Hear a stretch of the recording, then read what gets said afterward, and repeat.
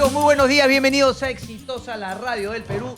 9 de la mañana con 8 minutos. Ya también les voy a contar acá los datos que le estoy dando. A ver, tenemos que arrancar obviamente con lo que parecía venía bien, ¿no? Una conferencia de prensa, el Congreso de la República con su presidente Pedro Laechea. Ahora sí, los vicepresidentes, la verdad, son, ¿no?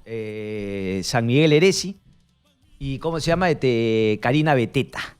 Pero bueno, es lo que hay. En fin, al costado de Pedro Laechea, estos dos personajes en el Congreso de la República y finalmente con un discurso que venía duro, pero venía, digamos, dentro de esa mano extendida que dice Pedro Laechea le extiende al presidente de la República. Dice una mano de demócrata.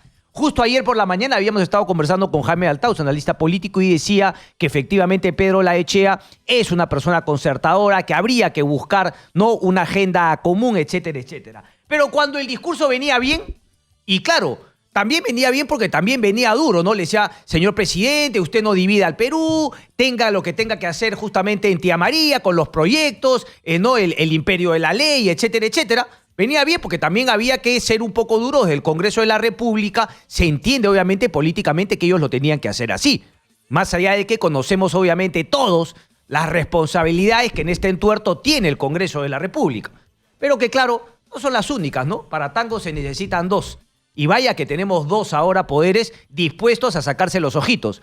Y como bien dice Eric Sablich en su columna, por lo menos en el titular, que hasta hoy no he podido leer en profundidad, dice, y claro, los peruanos en el medio. ¡Qué chu!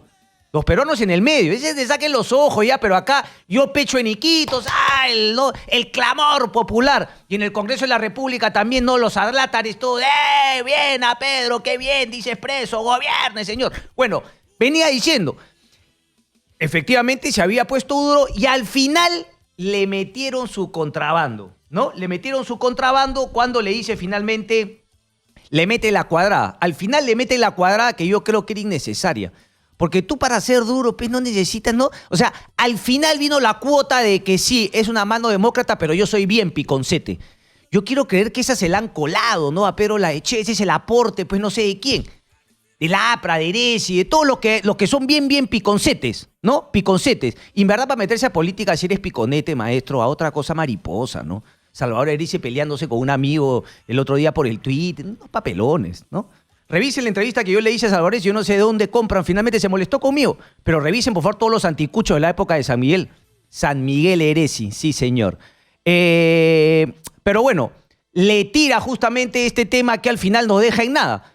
Que cuando debería haber sido un tema para analizar en su profundidad el contenido, nos quedamos en la forma de que le dice miedoso, pusilánime, timorato. Son cosas que uno lo piensa bien, podría pensarlas. Son cosas que uno debería decirle justamente cuando lo que todo el Perú espera es que estas dos personas se pongan de acuerdo.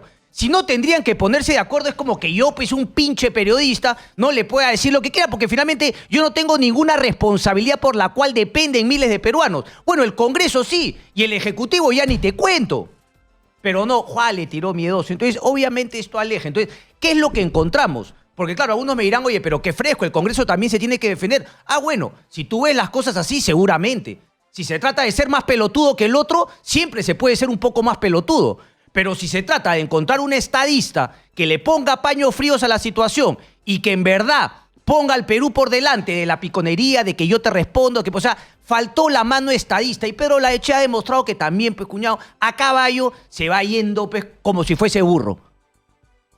¿Por qué? No ha demostrado, pues, que está estadista, que está por encima, que es concertador. Porque una u otra, o eso de mentiroso, se lo metieron de contrabando, pero él lo leyó alegremente.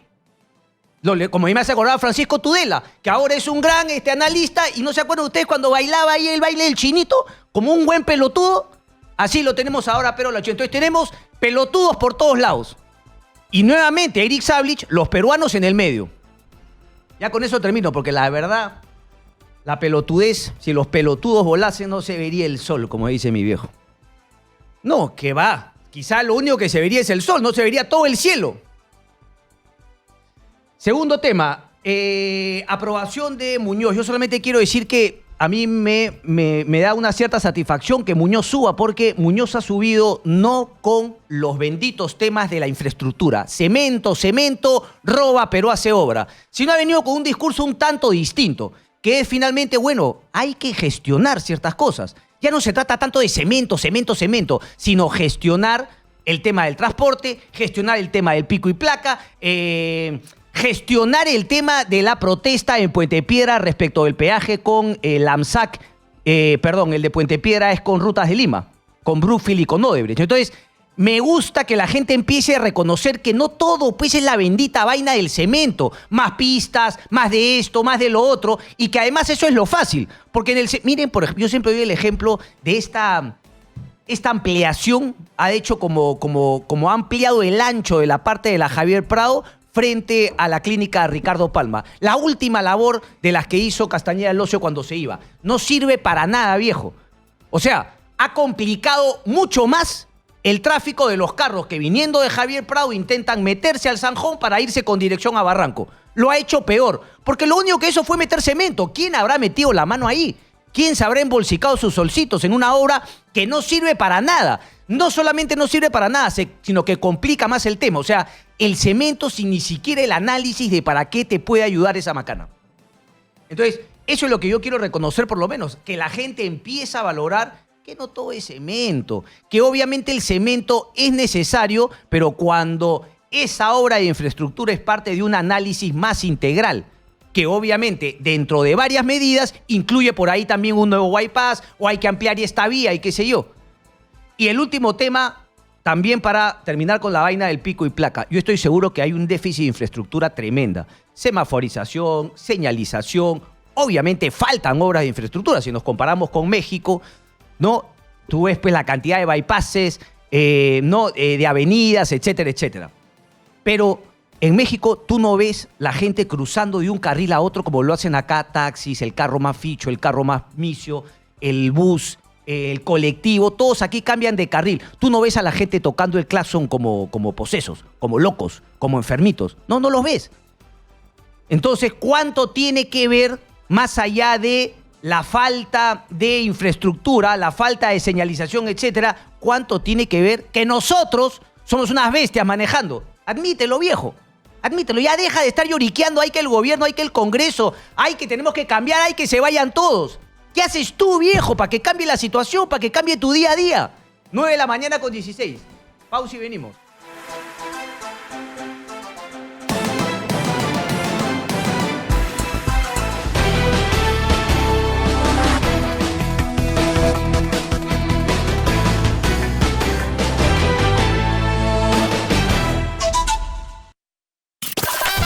Las voces que mueven la cumbia. Mira que llegó el maletero. Dantes Cardosa, Jairo Antonio, Matías Colmenares, John Kelvin. Ellos son Yo te culpo y te digo que eres un los 5 de oro. Cada show es una explosión de cumbia y sabor. Cuando el amor se muere es por mentiras. Los 5 de oro. Cumbia dorada con los 5 de oro. Los 5 de oro. Contáctenos. En la calle está la mejor salsa, los mejores boleros y nuestra música criolla. Escúchanos donde tú vayas, donde te encuentres, a través de nuestro aplicativo para tu celular. Ajá, sí, ese es. Excelente. Ahora sí, vacílate con la calle, que te vas a equivocar.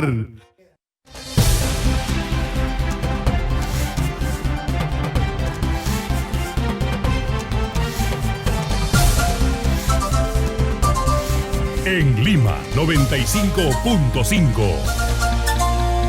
Exitosa, te informa con la verdad.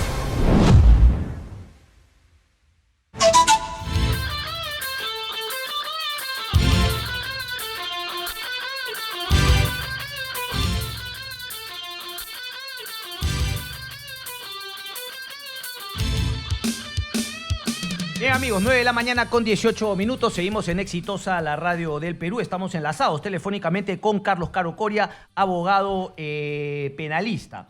La audiencia por encubrimiento contra el exfiscal de la Nación va el día de mañana. digamos, ¿cómo queda lo que decidió el Congreso de la República que se le puede investigar y ahora esta labor que inicia la Fiscalía y, digamos, qué tan fuertes son los indicios, las pruebas para que este tema pueda proceder? Carlos Caro, un placer como siempre. Muy buenos días. ¿Cómo estás? ¿Qué tal, Cristian? ¿Cómo te va? ¿Qué tal? Muy bien. Carlos, a ver, ¿qué pasa en la Fiscalía con Pedro Chávarri el día de mañana? Y esto, ¿cómo se engancha finalmente con todas las críticas de que el Congreso ha blindado a Pedro Chávarri? Es decir, solamente se le ha permitido ser investigado por este delito de encubrimiento real. Sí, Cristian, mira, acá hay varios temas sobre la mesa. Para empezar, que la imputación que ha autorizado el Congreso, que es solamente por encubrimiento real, es una autorización muy limitada y muy restringida. Y ya la Corte Suprema ha establecido en varias ocasiones que lo único que debe de validar el Congreso son los hechos. La calificación jurídica le corresponde a la Fiscalía, le corresponde al Poder Judicial. Y no sería la primera vez en que el Poder Judicial cambia la tipología, es decir, el nombre del delito, el tipo penal, aplicable al investigado. Porque, como repito, la potestad del Congreso es fijar hechos, no fijar delitos, porque ellos no son juristas, no son jueces ni fiscales. Entonces, no pueden ellos condicionar el delito que se debe investigar, más sí podrían condicionar los hechos de investigar.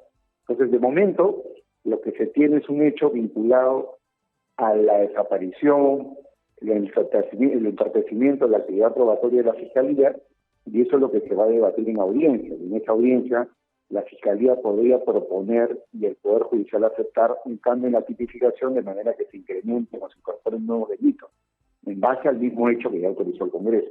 Pero no sería la primera vez que eso sucede. Ok, o sea, ¿se podría ampliar más allá de los hechos que el Congreso ha planteado?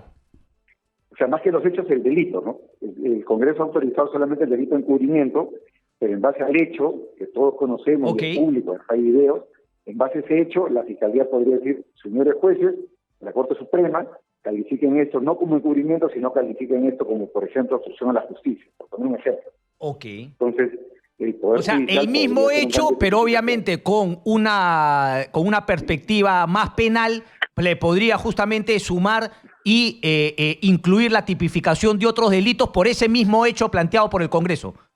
Exactamente, ¿no? Exactamente. Y eso, como reitero, daría lugar a que simplemente se apliquen las potestades judiciales, porque quien decide la calificación de un delito no puede ser el Congreso. Los congresistas no son juristas, no son abogados, no son jueces, no son fiscales, no pueden ellos condicionar, digamos, qué artículo del Código Penal se aplica. Los que pueden decir eso de que se investigue tal hecho, pero ya el Poder Judicial decidirá cuáles son los delitos aplicables, ¿no? Correcto. Solo que acá en el Perú, lamentablemente, se parte de una interpretación, a mi juicio inconstitucional, de la potestad del Congreso, de fijar hechos, fijar tipificaciones, todo, y al final el debate es un debate donde se pierde en cuestiones netamente políticas, ¿no? De ahí las sospechas o las dudas sobre el blindaje. Correcto. De acuerdo a tu conocimiento, Carlos, ¿cuáles otros delitos? Porque, claro, se habló de encubrimiento real, pero habría otro tipo de encubrimiento. Ese también podría ser incluido. Tú has hablado de, obviamente, del encubrimiento real. Que hace los delitos que estaban sobre la mesa eran encubrimiento real, desaparición de pruebas, encubrimiento personal, porque la Fiscalía postulaba que el señor Chávarri habría tratado de favorecer a personas investigadas por el grupo de los Cuellos Blancos, encubrimiento personalísimo. También estaba sobre la mesa el delito de asociación para delinquir, que fue rechazado, y el delito de obstrucción a la justicia, ¿no? Entonces, el Poder Judicial podría revivir algunos de estos delitos que habían sido archivados por el Congreso en base a esta potestad que ya reconoció la Corte Suprema de poder recalificar los hechos planteados por el Congreso. Correcto. El diario El Comercio el día de hoy, Carlos, dice, ¿no?, en su página 6, en la misma reunión, según las fuentes, el fiscal Chávarri anunció que llevaría la investigación que se le sigue por el deslacrado de una de las oficinas del Ministerio Público, estamos hablando justamente del mismo encubrimiento real, ¿verdad?, a la Comisión de Fiscalización del Congreso. ¿Eso es factible y para qué lo haría? Mira, no tendría ningún sentido porque son dos cosas completamente paralelas, ¿no? La justicia penal ya se activó como consecuencia de la autorización dada por el Congreso. Pues si Chávarri, dentro de su estrategia, plantea retornar el caso a nivel, digamos, de las comisiones investigadoras, porque hay investigaciones paralelas, eso es algo que no paralice en lo más mínimo ya la autoridad del Poder Judicial, ¿no? Correcto. Ok, me queda claro ese tema. Quiero pasar a otro, Carlos, por favor, si me permites. La ¿Cómo no? estrategia, porque claro, inmediatamente a uno dicen, no es sinceramiento, es estrategia. Ahora, claro, uno se olvida, claro, lo dice seguramente, no sé con qué intención, pero podría ser también que una estrategia legal pasa justamente por decir, oye, mi mejor estrategia legal es sincerarme y decir toda la verdad. Es factible también. ¿Cómo ves esa estrategia de Luis Castañeda Locio de, a diferencia de los otros acusados por barata de haber recibido dinero en campaña, para campaña, y hago la expresión campaña no para defender a Castañeda Locio, sino porque los propios Odebrecht se han encargado de buscar asesoría legal que les garantice que el aporte a campañas no era delito, por más que lo hayan hecho de manera oscura, poco transparente? Eso fue lo primero que hizo Odebrecht. Pero ahora, algunos políticos también están planteando la estrategia de decir, bueno, sí, yo recibí dinero, por lo tanto, ¿qué intentan? ¿Salirse de la figura de lavado de activos? Claro, yo lo que creo que están tratando, digamos, de contrariar las estrategias que han llevado a que la gente esté en prisión preventiva, ¿no? Susana Villarán negó haber recibido dinero, luego lo aceptó ya tardíamente y ya le cayó su prisión preventiva. Lo mismo fue en el caso de Keiko, etcétera, etcétera. Nadine, Ollanta, Entonces, etcétera. Exactamente, entonces creo que el señor Castañeda está buscando seguir la ruta contraria, decir, oye, acepté la plata, la recibí, pero eso no es delito, ¿no? Y eso desde el punto de vista penal puede ser plausible, pero tiene sus debilidades. ¿Cuáles, por ejemplo? Es un reconocimiento tardío para empezar. En segundo término, no ha sido una recepción de dinero transparente. Y en tercer lugar, eso abre la puerta para que se investigue si es que él, siendo burgomaestre, es decir, ya alcalde, muy bien, ha incurrido en alguna práctica de favorecimiento a esta empresa. Entonces, claro, para que sea el favor recibido a cambio de luego la devolución de otro favor. Exactamente, con lo cual podría no haber específicamente un caso ya de lavado de activos, sino podría haber un caso de corrupción. Claro, de coima. Porque de repente en el camino recibió otra plata vinculada, digamos, a alguna de las concesiones o algunos de los contratos que tenía con estas empresas. Correcto, pero tú también has planteado en columnas anteriores, Carlos, las debilidades que hay más bien en la otra hipótesis que maneja la Fiscalía, que es justamente no aplicarles la figura de lavado de activos. ¿Cuál te parece, desde tu punto de vista de abogado, que sería la mejor, o por lo menos han sido tantas las que han incurrido en el planteamiento de negar que con los resultados que hoy conocemos, todos habiendo pasado por prisión preventiva, que valía la pena desde un punto de vista estratégico plantear una estrategia distinta? Claro, acá Castañeda lo que quiere sostener es de que el aporte ha sido, entre comillas, transparente, pero como decía hace un momento, tiene sus debilidades porque el aporte no fue registrado ante la OMPE, no fue tampoco registrado dentro de las actas o la planilla, digamos, del partido. Sí. Por ese lado tiene sus debilidades. Y creo que más bien, a diferencia de los otros casos donde el tema del lavado parecía ser el único camino, por ejemplo, en el caso de Keiko, que nunca fue presidenta, nunca fue autoridad, a través de la recepción de esos dineros, Castañeda sí lo ha sido, con lo cual él se acercaría más al caso de Villarán y podría dar lugar a que la Fiscalía investigue si había algún favorecimiento a la empresa y, en consecuencia, imputar ya más que lavado, imputar un hecho de corrupción, ¿no? O sea, Carlos, eso, digamos, Perdón. No, te preguntaba, o sea, quizá la que mejor debió plantear la hipótesis de intentar sincerar era Keiko Fujimori, justamente por el hecho de no haber sido gobierno. Exactamente, por ese lado, si hubiera aceptado desde el día 1 haber recibido el dinero como aporte de campaña, podría haber tenido mejores argumentos de defensa. Para empezar, credibilidad, ¿no? Que es clave en una defensa penal en un caso complejo, ¿no? Tener credibilidad ante el tribunal, tener credibilidad ante el juez, ante la Fiscalía, ¿no? Por más de que yo no acepte los cargos, pero acepto los hechos, ¿no? Esa tal vez hubiera sido una estrategia que le hubiera favorecido. ¿Qué tendría que demostrar Castañeda Locio para un poquito fortalecer su planteamiento, su estrategia? O sea, demostrar que ese dinero sí entró a la campaña y que se gastó en esto y en lo otro. Más allá de que obviamente ya habría incurrido en faltas por no haberlo hecho en su momento, por no haberlo hecho de manera transparente, etcétera. Efectivamente, ¿no? Demostrar que la plata ingresó al partido, que no se la quedó él, y demostrar de que no había ningún acto de favorecimiento a la empresa durante su gestión, ¿no? Ese es un tema que la Fiscalía en este momento seguramente está investigando, porque si recibes plata como candidato, puede ser de que hayas también recibido plata como funcionario, ¿no? Y es una hipótesis que no se puede cerrar sino hasta que la investigación esté avanzada. Claro, es alucinante, claro. Te entiendo perfectamente cuando dices que la más llamada a aplicar esa estrategia era justamente Keiko Fujimori. Yo lo comentaba ayer, no sé si tú me corregirás, pero incluso cuando José Domingo Pérez habla de estos $200.000 que Klimper habría entregado a un medio de comunicación, más bien eso ayudaría a decir que sí, se recibió ese dinero y que efectivamente se gastó en campaña. Efectivamente, pues a Keiko no le están imputando haberse quedado con el dinero, ¿no? A diferencia de Amalia y Heredia, que el dinero que sobró de la campaña de Odebrecht se lo habrían llevado a su cuenta personal. En el caso de Keiko no se le ha imputado eso, lo que se le ha imputado es que el partido ha recibido y que el partido se gastó la plata en la campaña. Esa parece la imputación y ahí, digamos, la Fiscalía, con una buena aceptación de parte de Keiko, hubiera tenido el caso mucho más complicado, más cuesta arriba, porque tendría que probar que ella sabía del origen ilícito y de que la plata efectivamente tenía origen ilícito. Carlos, ¿y no sería incluso más fuerte el planteamiento de defensa, tanto de Castañeda, los que están vinculados en este tema de aporte de campaña, ¿no? Por parte de Odebrecht, también sincerar, porque, seamos honestos, como Odebrecht deben haber habido por lo menos muchas empresas que le han aportado también a las campañas de estos políticos en esa misma manera, con dinero en efectivo, o sea, deben haber habido 1000 empresas que han aportado de esa manera, no solamente Odebrecht. Eso también podría ayudar como argumento de defensa, ¿o no? Eso podría ayudar como argumento de defensa en la medida que hay un sinceramiento respecto de las cuentas, pero nadie quiere sincerar, y los dineros recibidos de parte de esas empresas, pero siempre la Fiscalía tendrá el siguiente argumento, ¿no? Claro, esas empresas, por más de que hayan ocultado el aporte, no son empresas que estén investigadas por corrupción, ¿no? A diferencia de Odebrecht. Claro. Hay un dato que puede ser de Claro, pero tú también lo planteabas en tu columna, Carlos, que justamente para Odebrecht también se va a tener que probar de parte de la Fiscalía que esta gente que recibió el dinero presumía que venía de fuente ilícita.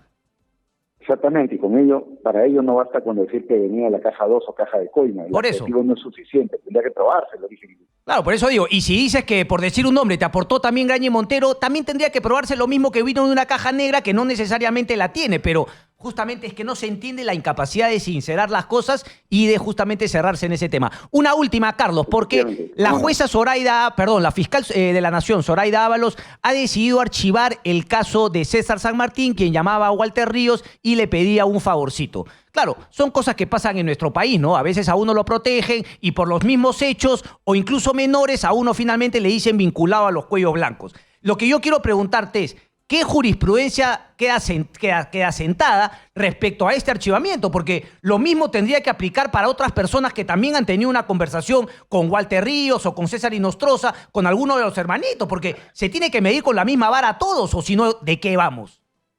Sí, yo tengo la impresión, Cristian, de que la misma suerte van a seguir los demás casos. Porque ¡deberían! Para que haya tráfico de influencias, lo que se requiere probar es que ha habido una venta de influencia. Ojo que una cosa es el tráfico de influencia en el sentido coloquial, literal, oye, yo ejerzo el tarjetazo, presiono, pero el tráfico de influencia en términos legales y penales, conforme a la definición del artículo 400 del Código Penal, implica una contraprestación, es decir, tendría que haberse probado que San Martín, a cambio de ejercer la influencia, iba a cobrar un dinero o iba, digamos, a recibir un favorecimiento, en este caso de parte de un familiar, porque él estaba llamando para ejercer, digamos, un favor para un familiar, ¿no? Claro, seguramente la Fiscalía no ha podido probar eso y por eso que archivó el caso, ¿no?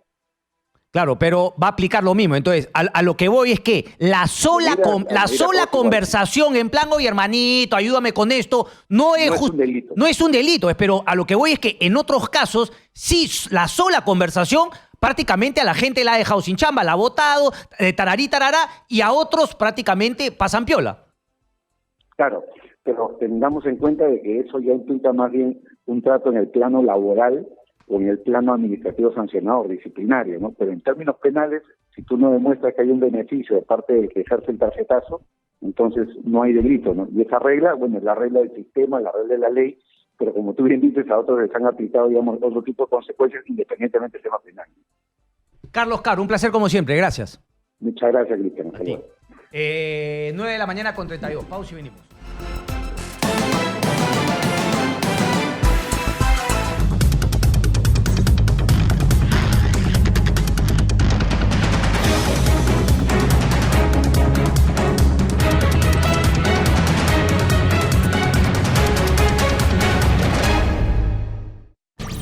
Cómo sintonizar Exitosa TV Canal 6.1 y Caribeña TV Canal 6.2.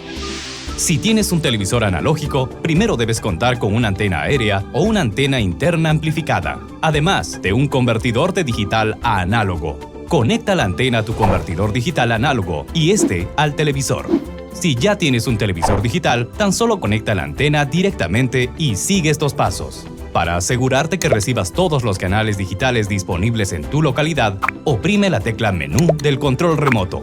Selecciona Instalación o Configuración. Selecciona Búsqueda de canales o similar.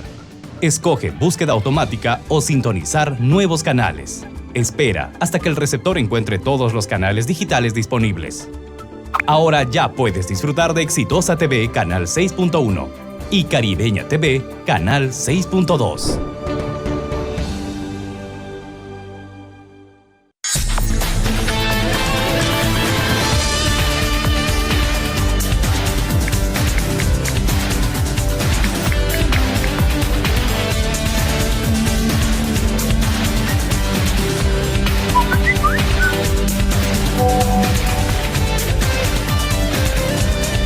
Comunícate con nosotros en WhatsApp 977 30 7629.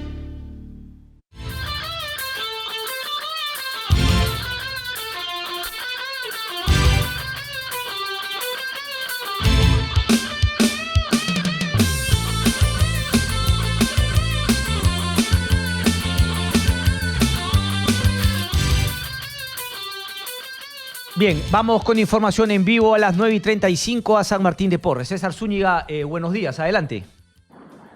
Buenos días, Cristian, así es, información en vivo, y es que el día de ayer por la noche la policía dio cuenta de la captura de extranjeros armados con un croquis frente a un banco, el cual pretendían asaltar. Según lo que informó en su momento el jefe de la policía, el general Lavalle, esta banda está ubicada en el cruce de las avenidas Tomás Valle con Panamericana Norte, donde se encuentra este centro bancario frente al centro comercial Plaza Norte. Los intervenidos responden al nombre de Rubén Quintana Galíndez, Josmar Núñez Morales y Efraín Méndez Rodríguez, los tres de nacionalidad venezolana que se sabe a primera instancia vivían ya desde hace varios meses en este mismo distrito. En su poder se halló 2 pistolas artesanales, asimismo se halló guantes de lana, así como una placa de taxi clonada en el vehículo donde se encontraban, aparte del croquis del banco que se ubicaba en este lugar, el cual pretendían asaltar. Según información también de la DEPINCRE, el Departamento de Investigación Criminal de San Martín de Porres,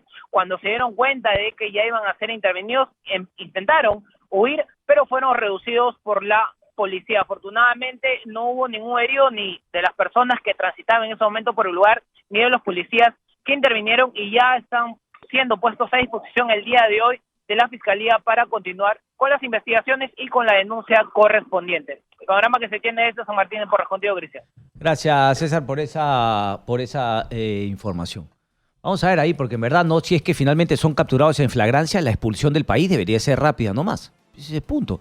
Los brazos abiertos a los que vienen justamente, ¿no? A trabajar, a querer salir adelante, pero a los que no, imagínate. 9 de la mañana con 36 minutos. Lo que no se puede hacer es solamente buscar para la foto, ¿no? Como fue en su momento esta expulsión con las cámaras de televisión, Martín Vizcarra y Carlos Morán. Eso debería ser independientemente de querer salir en la foto y nuevamente subir con los puntos de la popularidad. Porque también afecta a toda la comunidad venezolana ese tema de estar haciendo hincapié. No, calladito nomás. A las personas que delinquen y son agarrados en flagrancia se les expulsa del país. Y así justamente no generamos xenofobia ni nada. 9 de la mañana con 37 minutos. Clemente Flores, vocero de Peruanos por el Cambio, está enlazado telefónicamente con nosotros. Congresista, muy buenos días. Cristian, ¿cómo está? Qué gusto, buenos días. Bien, bien, congresista. A ver, la bancada de PPK salió al mercado de pases justamente para buscar completar. ¿Cómo les ha caído, congresista, un poco las críticas de Salvador del Solar a la incorporación de Yesenia Ponce? Yo, mira, bueno, en este año en la política ha pasado de todo. Ten en cuenta que el congresista Salvador Heresi y el presidente del Congreso, Pedro Lechea, fueron elegidos por nuestro partido, pertenecían a nuestra bancada, ex ministros de nuestro gobierno, y ahora están en la mesa directiva por propuesta, en caso de la oposición. O sea, es parte pues del juego político, como se ha ido dando, ¿no? Con sorpresas que nos da la política hoy en día. Eso es lo que me va a responder, congresista. Ok, vamos a pasar a otros temas. Entonces, no le quedó otra que justamente admitir a Yesenia Ponce, porque me da un poquito de risa, congresista, cuando dicen que todavía van a incorporar a más gente. ¿Eso es un poco para qué? Para no quedar tan mal con haber incorporado a Yesenia Ponce. ¿Quiénes son las otras personas que busca incorporar la bancada oficialista? Y la pregunta de ley también es si es que en verdad se sienten oficialistas, congresistas. No sé por qué habrían de sentirse oficialistas. Mira, yo no sé, hay personas que estuvieron en algún momento en nuestra bancada y ellos no sentían ser oficialistas. Me imagino no está identificado, tendrán sus razones.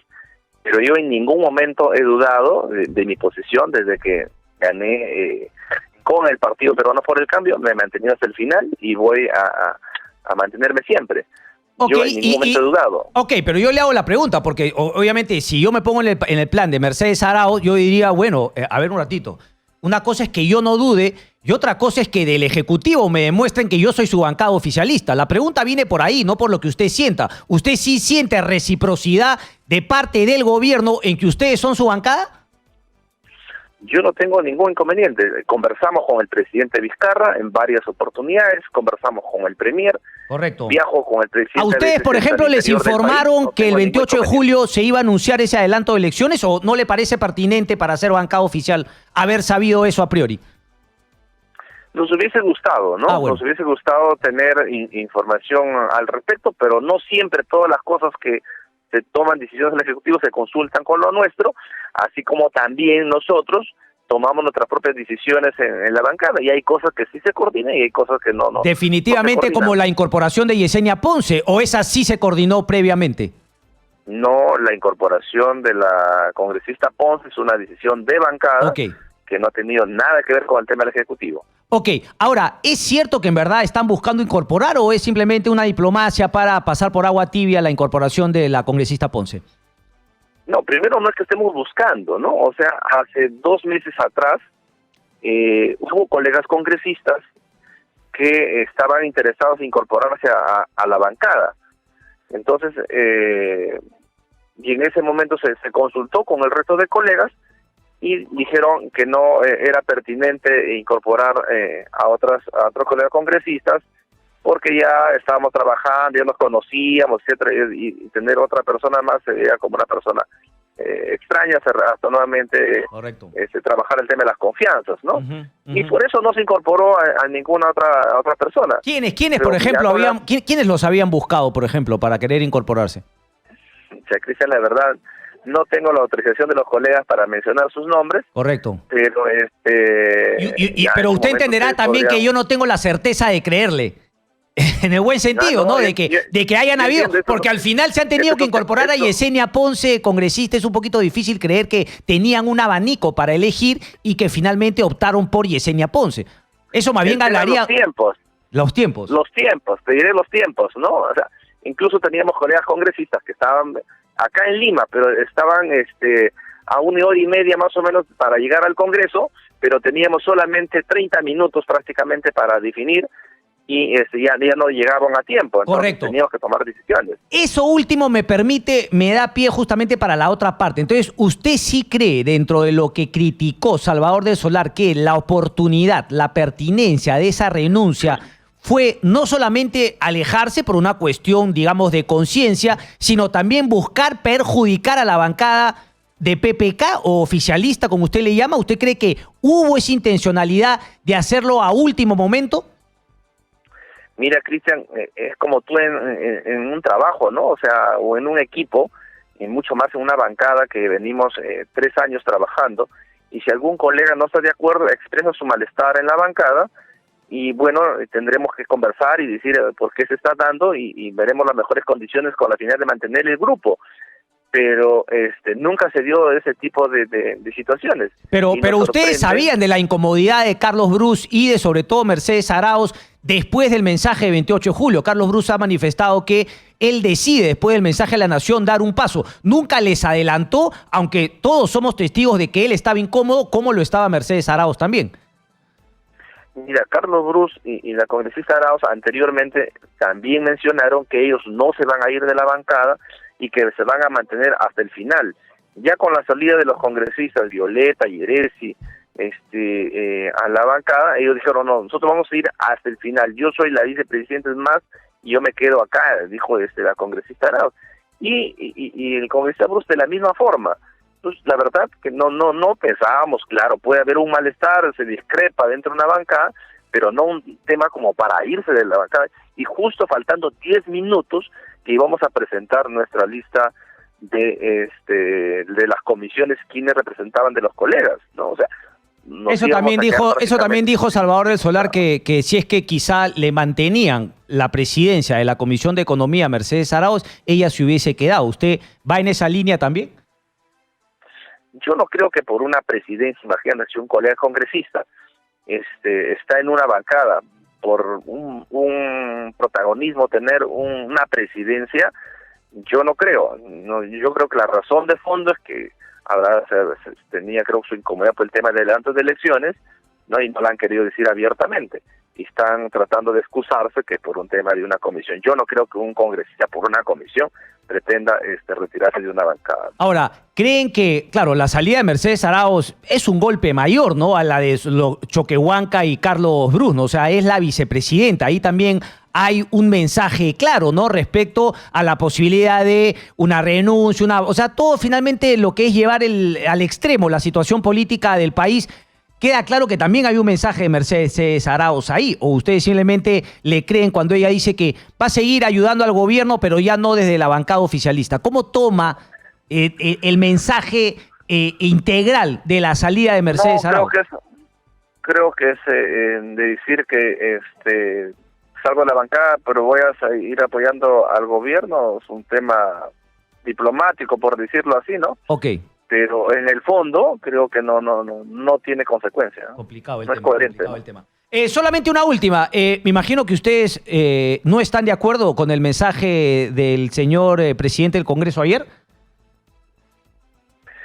Sí, yo creo que el presidente Olechea, primero que su comunicado es a título personal, no es un tema de un acuerdo de la Junta de Portavoces, no representa ese comunicado pero podría decirse que representa a la mesa directiva. Ahí estaban los dos vicepresidentes flanqueándolo. Debe precisarlo, ¿no? Que es una decisión de él y su mesa directiva, pero no decir coger el nombre del Congreso. ¿Y qué es lo que no le ha gustado? El Congreso representa a todas las bancadas. Correcto. ¿No? ¿Qué es en lo que no están de acuerdo con el mensaje? Cuando le dice al presidente de que no tenga miedo de gobernar, yo le diría al Congreso, presidente Olechea del Congreso, que él no tenga miedo a la población y vamos por poner el debate el adelanto de elecciones.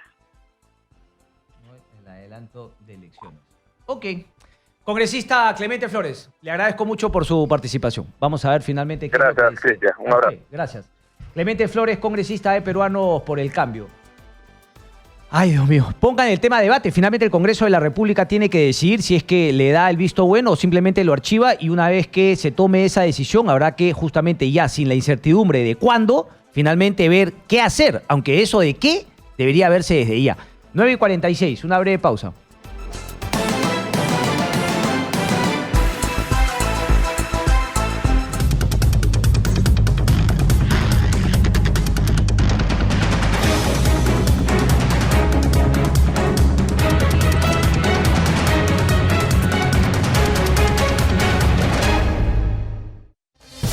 Los hechos más relevantes del Perú y el mundo. Usted los lee, los escucha, los ve e interactúa. Primero en Exitosa. Porque Exitosa es más. Es diario. Es radio. Usted se ha vuelto una llorona también, congresista. Me va a disculpar, pero ya no.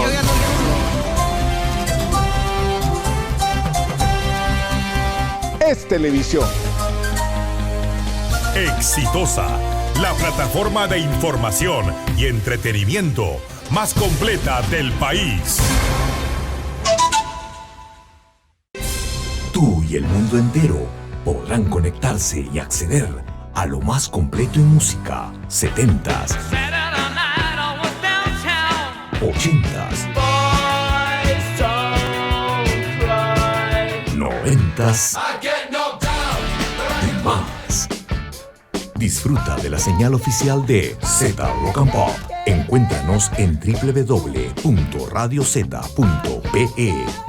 Z Rock and Pop, señal oficial online.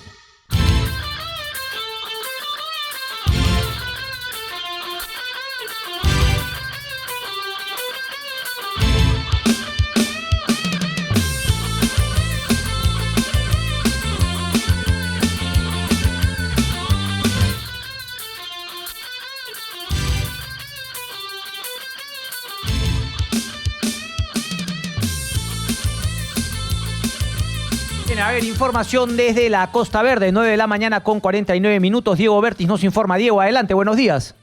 Hola Cristian, buenos días. La colisión de dos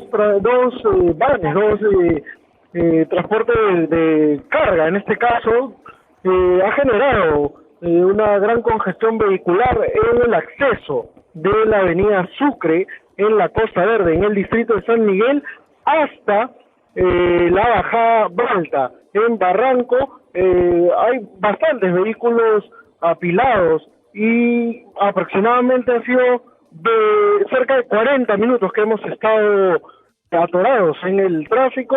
Al parecer, uno de los vehículos que bajaba por la avenida Sucre intentó ganar el paso al otro vehículo y es ahí donde se produjo el choque, lo que ha generado gran congestión vehicular, incluso gran malestar entre los conductores que en uno de los recursos que tuvieron que hacer, que tuvieron que maniobrar para poder esquivar esta congestión, se subieron a la vereda e inclusive en la vía pues de ciclismo, en las ciclovías para poder circular normalmente. ¿Hay policías? ¿Ha llegado justamente personal de serenazgo para que intente poner un poco de orden? Tú me contabas que incluso se han trepado a la vereda todos los carros. Así es. En todo el lapso que hemos estado atascados en este tráfico, no hemos visto ni un solo patrullero, solo un efectivo policial al borde de hacer un poco más fluido en las medidas del caso, un poco más fluido la vía. Diego, a ver, para redondear, entonces, la recomendación a los conductores sería no utilizar el tramo de la Costa Verde que va desde Sucre, Magdalena, hasta la bajada Balta, Miraflores, ¿verdad? En esa dirección, desde el Callao hacia Chorrillos, esa es la dirección que está atracada. ¿Se fue Diego? Diego Bertis. Vale, volvemos con él en cualquier momento, pero la situación está complicada en la Costa Verde. Evitar ir por ahí hasta que volvamos a tener la comunicación con Diego Bertis.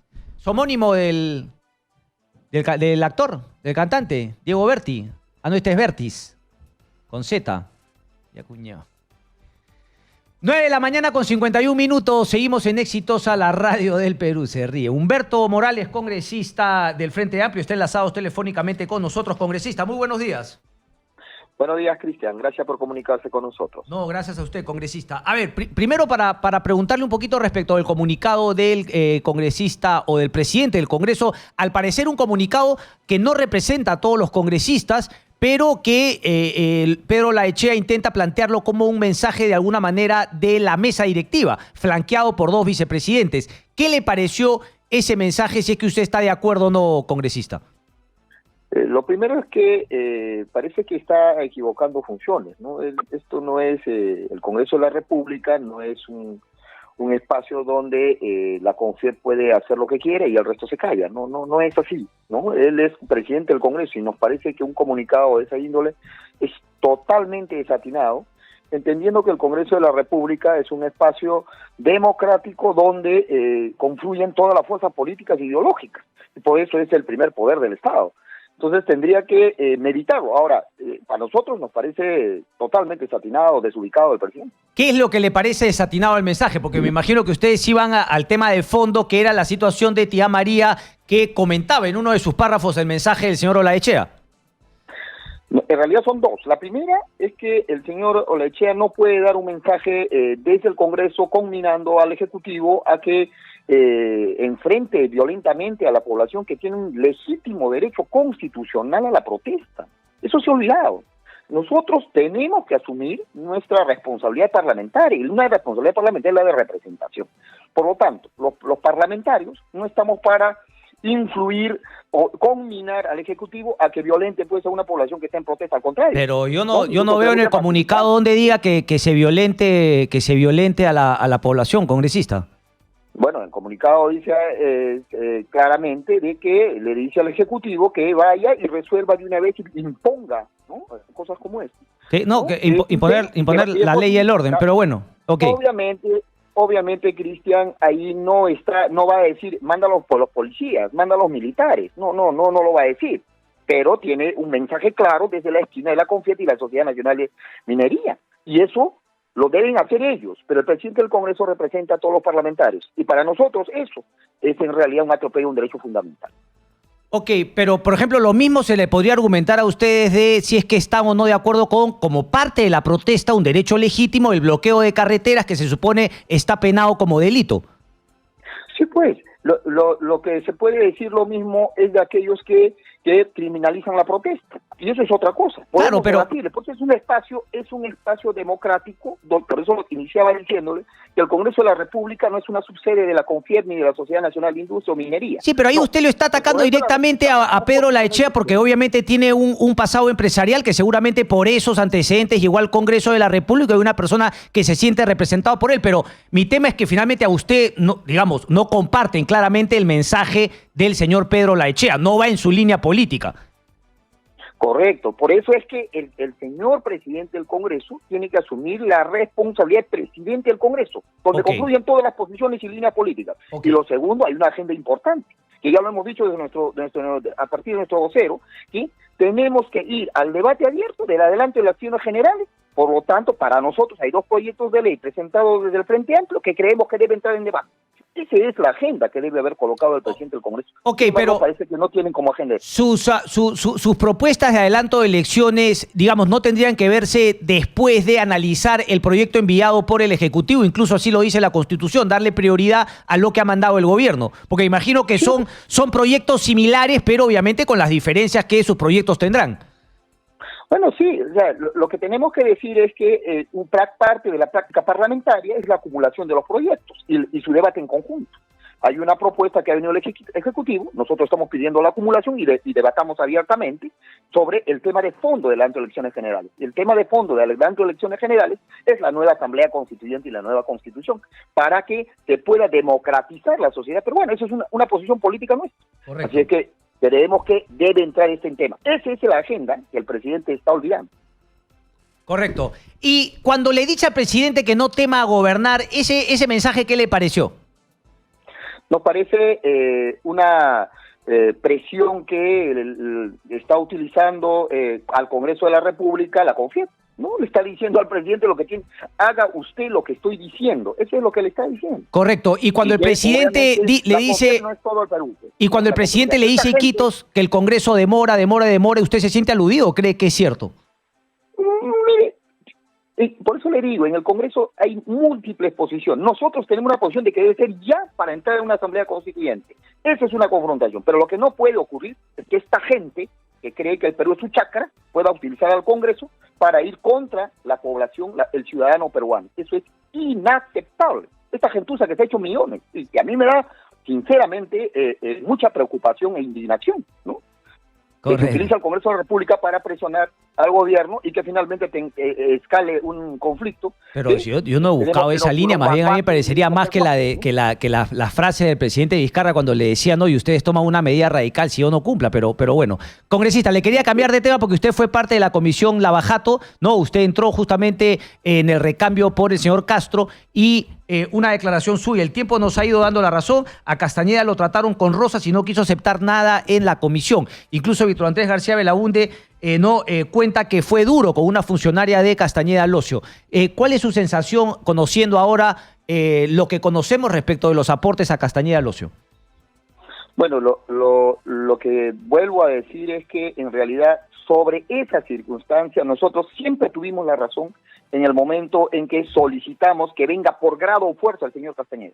Y al venir el señor Castañeda se negó absolutamente todo. Nosotros presentamos todas las preguntas que requeríamos y además solicitamos información, que nunca lo entregó, obviamente, y ahí tendrá pues su responsabilidad la expresidenta de la comisión. Pero por lo demás, me parece que la amistad se termina y todos se callan cuando el señor acepta su responsabilidad.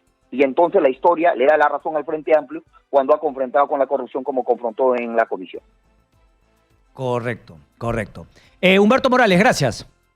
Un gran abrazo, Cristian. Muchas gracias. Humberto Morales del Frente Amplio.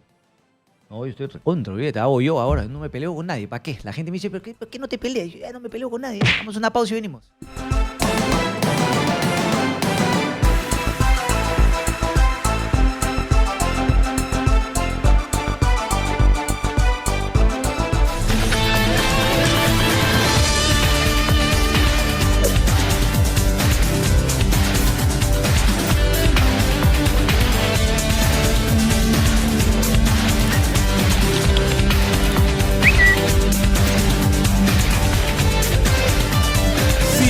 En las redes sociales. En Twitter, @exitosaPE.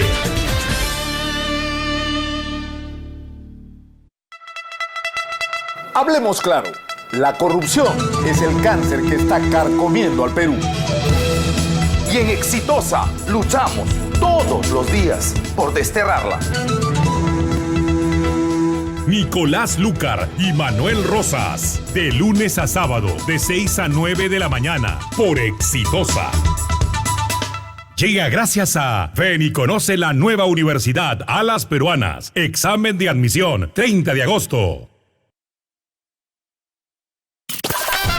Las voces que mueven la cumbia. Mira que llegó el maletero. Dantes Cardosa, Jairo Antonio, Matías Colmenares, John Kelvin. Ellos son. Yo te culpo y te digo que eres un Los 5 de oro.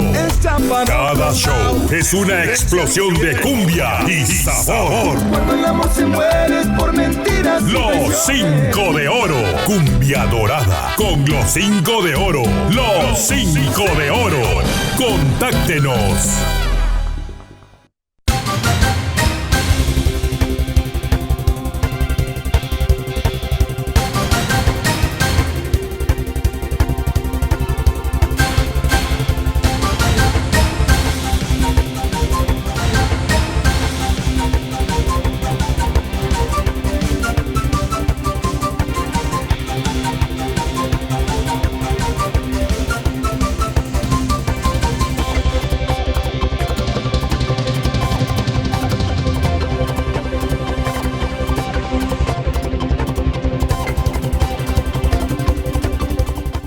En Lima, 15 grados, Tumbes 23, Lambayeque 17 grados, 10 y 1. A través de Exitosa, el vocero de Peruanos por el Cambio, Clemente Flores, señaló que es Pedro Olaechea quien no debería tenerle miedo al pueblo y por el contrario tendría que velar porque se debata el proyecto de adelanto de elecciones generales.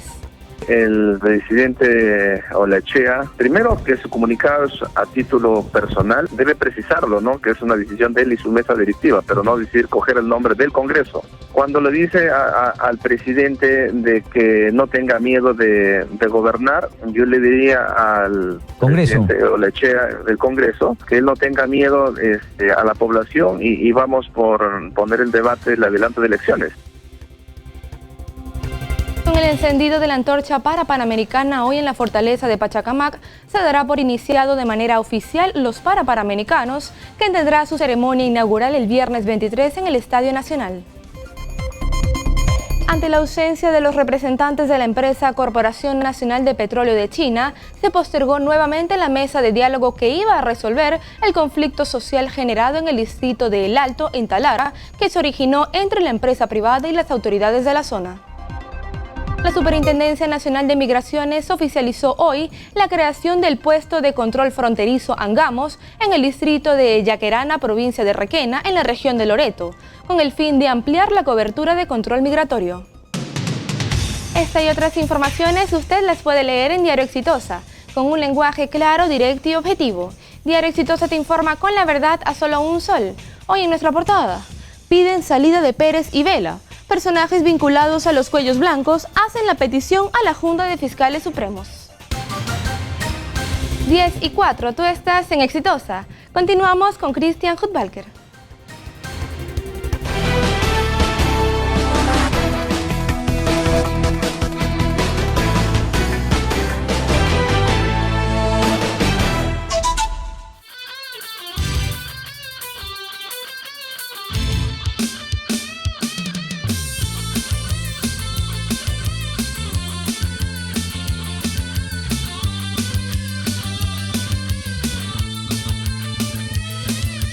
Bien, 10 de la mañana con 3 minutos. Seguimos en Exitosa, la radio del Perú. Dame un ratito, Tania, que me estoy acá enganchando. Ahora sí. 1, 2, 3, probando. 3, 2, 1. Ahora sí.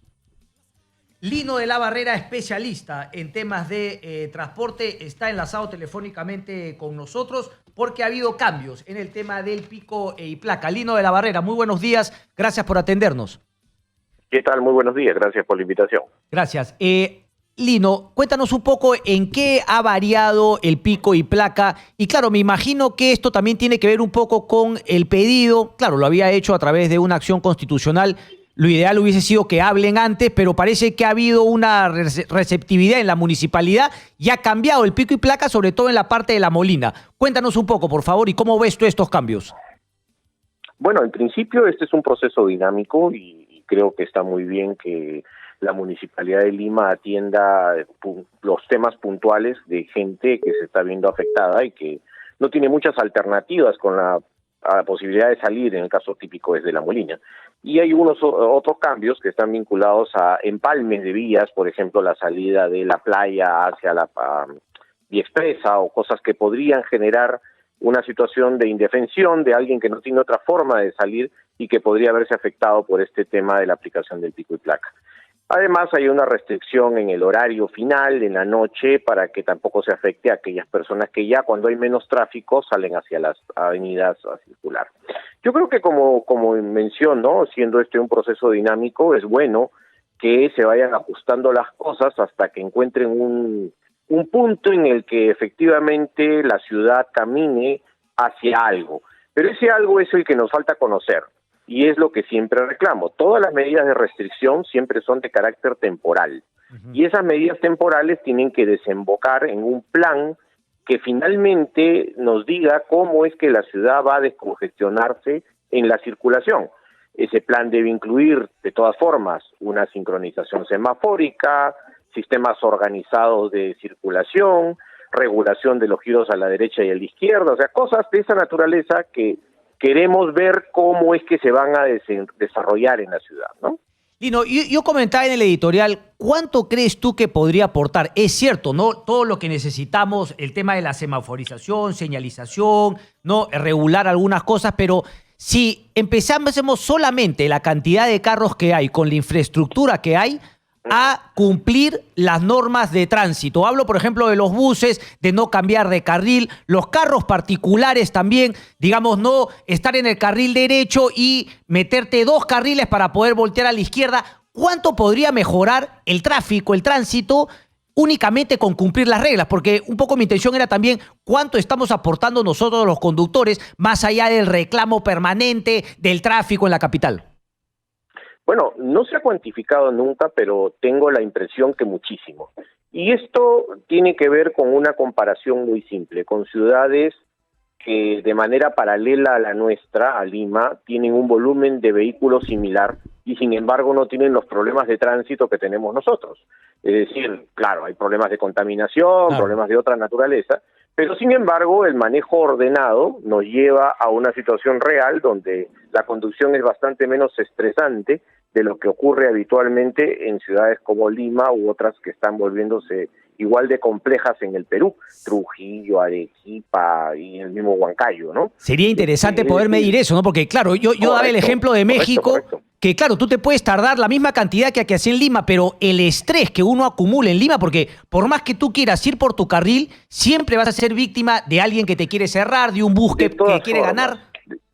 Acabamos de verlo con estas imágenes que nos se han grabado en la vía de evitamiento de 2 vehículos de transporte público, tomando por las armas por sus manos y encontrándose a golpes de carro a carro, y esto es inconcebible, ¿no? Correcto. En realidad, los niveles de estrés a los que se llega con una ciudad saturada puede llevarnos a conductas bastante fuera de la ley, y además que no son para nada solidarias con la gente que no tiene automóvil, que es el peatón, el ciclista y el que anda en estos vehículos de la nueva movilidad eléctrica, ¿no? Tal cual. Lino, también el dispositivo establece la incorporación de otros vehículos, categoría M2, M1 y N1. Cuéntanos un poco cuáles son, por favor. Correcto. El M2 es la combi, podría decir, pero no la de transporte público. Estamos hablando de la particular, porque el transporte público no está afectado por esta medida de pico y placa. Es el vehículo, digamos, escolar, para llamarlo de alguna forma, para poner un ejemplo de qué vehículo sería. El N1 es un vehículo de carga, el N2 también puede ser una camioneta pick-up bastante más grande, ¿no? Entonces, esos vehículos que son de carácter particular son afectados por esta situación del pico y placa ahora, ¿no? Ahora, lo que en compensación, presumo yo, de la existencia de algunas levantamiento de algunas de las restricciones viales que se están haciendo, ¿no? ¿Y cuáles los de carga, no? Porque uno decía, claro, cuando la Panamericana Sur, el 70% a cierta hora de la mañana, al mediodía, es trainers, containers, incluso minerales que llegan al puerto del Callao, y claro, uno se preguntaba por qué no haberlos incluido también. ¿Cuál es tu impresión al respecto? Lo que pasa es que nosotros tenemos una logística urbana bastante compleja. Tenemos un puerto que trabaja las 24 horas y además la demora en una carga de exportación o importación implica una buena cantidad de dinero en almacenamiento y además la pérdida de horas de un barco que esté esperando descargar o cargar en ese momento.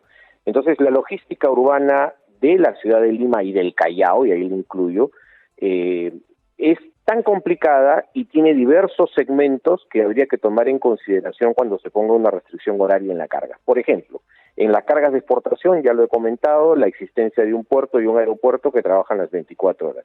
En la carga de distribución urbana, llámese el que surte a las bodegas, a los supermercados, hay que distinguir ahí, por ejemplo, en el mercado tradicional, resulta ser que los mercados comunes, corrientes y silvestres en su gran mayoría no tienen cadena de frío, entonces yo no puedo entregar aves en la noche, no puedo entregar carne en la noche, ni verduras, porque seguramente se malogran, y las personas prefieren las verduras más frescas, entonces lo entregan en la mañana, con lo cual hay una carga adicional de congestión. Y en el caso de las bodegas, hay un tema de seguridad ciudadana además complejo, porque ¿cómo surto una bodega en la noche con los niveles de inseguridad que tenemos el día de hoy? ¿No es cierto? Entonces tenemos que tomar en consideración muchos detalles con la finalidad de llegar a un mecanismo que nos permita determinar cuál es la lógica normal que debería funcionar como ciudad para que el transporte de mercancías no afecte o termine afectando a la normal circulación de los vehículos, ¿no? Correcto, es que uno ve la verdad, ¿lo entiendes? Y ahí también el tema del manejo, ¿no? Porque una veces ve en la Panamericana Sur 3 cargadores de mineral, uno al costado del otro y justamente bloqueando. O sea, yo siempre repito que efectivamente falta infraestructura, pero vaya que mejoraría notablemente si es que todos respetásemos las normas de tránsito. El tema... Pero eso se arregla de una forma muy sencilla. Si tú separas los carriles, el carril de la derecha debería ser solo transporte público. El carril central, más pegado a la derecha, el transporte de mercancías, ese carro no debe salir de ese carril. Y el carril izquierdo lo liberas para el transporte privado. Tal cual, pero eso ya existe, Lino, ¿verdad? Sino que nadie lo cumple. Claro. Ese es el punto, justamente, hacer cumplir la norma. Si tú haces cumplir eso, todos avanzan a una velocidad promedio y nadie está perdiendo el tiempo con maniobras extrañas que hacen perder segundos que al final resultan en cantidades importantes de tiempo, ¿no? ¿Cómo es en otros países, Lino, el tema de, entiendo, la construcción hoy por hoy no es un motor de la economía, pero vemos que efectivamente el carro grúa o finalmente el tema del concreto te ocupa en la salida de Barranco hacia Miraflores, Avenida Reducto, se han construido varios edificios y de las 2 vías, las únicas de salida, más la Costa Verde, está tomada una vía por camiones con concreto que finalmente están construyendo. ¿Cómo se hace en otros países para evitar, digamos, esas molestias? ¿O es en todas partes así, Lino? Bueno, lo que sucede es que en otras partes, primero, las ciudades han sido planificadas.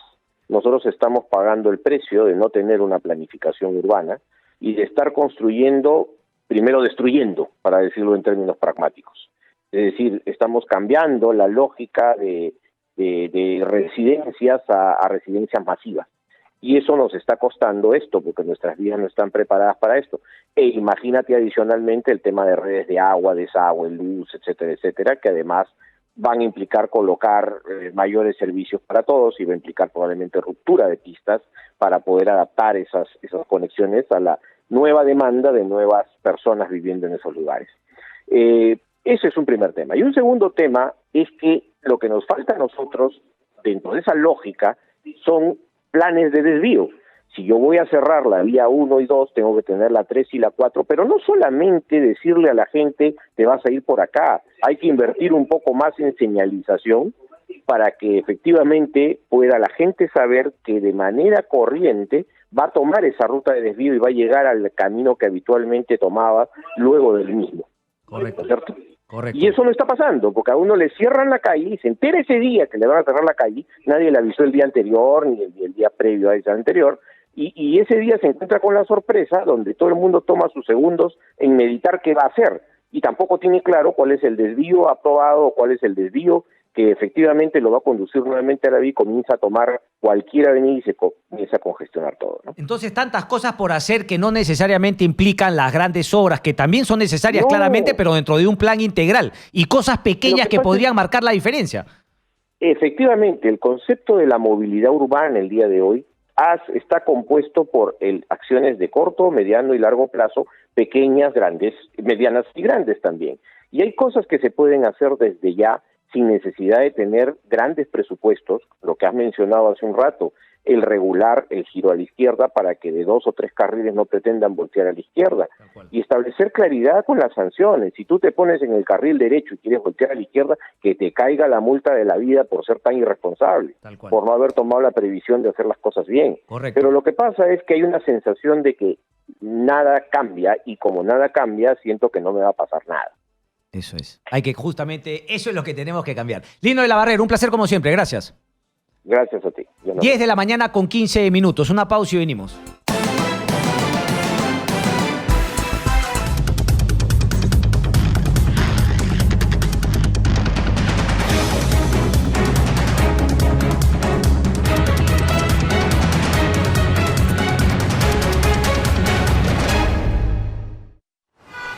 Los sábados a las 11 de la mañana. No te pierdas el mejor análisis sobre transporte, tránsito y seguridad vial en la ciudad. Súbete ya, súbete ya.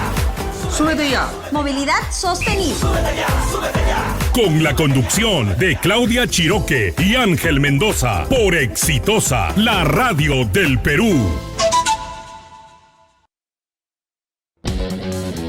Lleva siempre la noticia a todos lados en tu celular. Descarga la aplicación Exitosa Noticias de App Store y Play Store y escucha Exitosa en vivo para que estés bien informado. Actualízate siempre con Exitosa.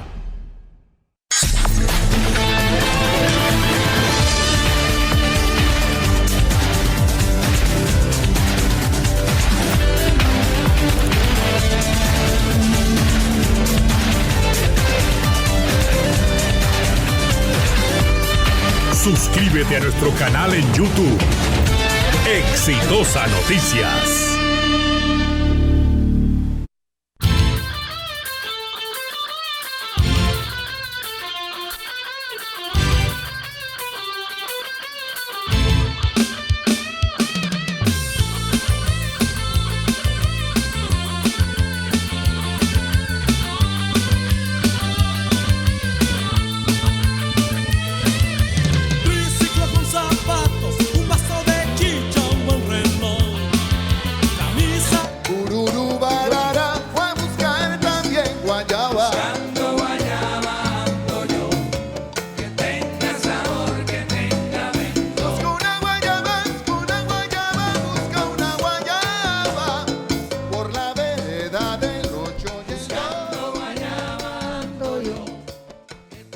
De la mañana con 17 minutos. Vamos a abrir los teléfonos 251-9422, 251-9422, 467-4499 y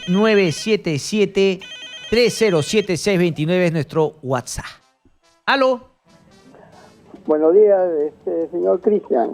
Buenos días, caballero. Y saludos también para sus oyentes. Para saludarlo y felicitarlo por este programa muy entretenido, muy bueno. Gracias, caballero. Y dicho esto, para manifestarle que con relación a todas estas cuestiones opinales que se divierten aquí en su programa, y con respecto definitivamente a que puede haber un cambio en el país, ustedes con su juventud y todo están generando toda esta salida que necesitamos urgente. Hay que seguir empeñados en esto, que por ejemplo a mí me llama emoción no saber de que por la vía de 3 fiscales o un grupo de fiscales y un par de jueces honestos, consecuentes, mire cuántas cosas se están cambiando. Correcto. Cuántas cosas se están develando. No se ha matado a nadie, se está limpiando al país. Entonces, si hay posibilidades de salir, empujen este carro con la vehemencia que lo están haciendo, que lo felicito, y sigamos adelante. Yo creo que el país tiene mucho por recuperarse, va a salir, y esto está en manos de toda esta juventud en la cual usted encarna a través de su radio, de su sitio donde usted emite esas opiniones extraordinarias. Correcto. Los felicito y estaremos esperando pues, ese resultado de todo este esfuerzo. Gracias, caballero. Le mando un saludo. Y sí, hay que recordar que es fundamental, ¿no? Porque, claro, las personas construyen las instituciones, pero luego las instituciones deben permanecer más allá de las personas. Entonces, claro, o sea, es bueno lo que están haciendo, ¿no? Algunos jueces fiscales, pero también es bueno que hayan más jueces y fiscales y que no solamente fortalezcamos a personas, sino a instituciones. Ese es un poquito, finalmente, ¿no? Lo más importante. Y yo insisto con el tema de, o sea, crítica destructiva, mala onda, pero crítica constructiva es fundamental. No, si no, ¿para qué creamos ¿no? El periodismo, la fiscalización, el balance de poderes, como dicen los gringos, el check and balance? Aló, buenos días. Hola. Ahora sí, ahí está. Un poco Yoshi, te veo un poquito. ¡Aló! Aló. ¿Qué tal, caballero? Buenos días. ¿Qué tal? Buenos días. Adelante, señor, lo escucho. Sí, mira, señor periodista, a veces estoy de acuerdo con lo que usted opina, porque en realidad sí veo que de los tantos periodistas que tienen en esa radio justo donde usted está trabajando, está muy cegado, ¿no? Hay algunos que están muy cegados, el único que no está muy cegado es usted. Pero maestro. Pero dicho esto, sí, mire, el presidente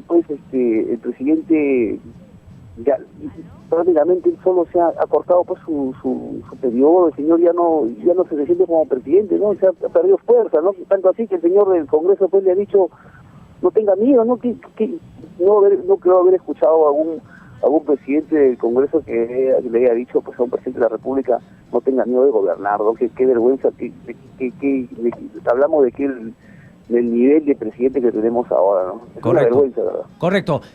Maestro, ¿tú estás a favor del adelanto de elecciones? ¿Hay que llegar al 2021? ¿Cómo llegamos al 2021 o cómo llegamos al 2020? Ya me queda claro tu posición respecto al presidente, pero seamos honestos también, se necesitan 2 para bailar tango. O sea, el Congreso ha tenido un tiempo en que tuvo una oportunidad de oro para hacer las grandes reformas y qué sé yo, no se hizo. El presidente, me parece que fue el año pasado, sí, con su mensaje, planteó unos temas, pero de ahí me parece que solamente ha insistido en enfrentar y ha dejado también de lado las cosas que él pudo hacer como ejecutivo. Mi pregunta es directa, ¿2020 o 2021?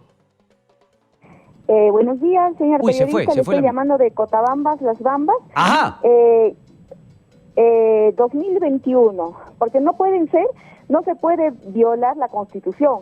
Este país, lamentablemente, está en un caos. El corredor minero, claro, ahora ya no hacen huelga, pero el corredor minero, ¿sabes cómo está, señor Cristian? ¿Cómo?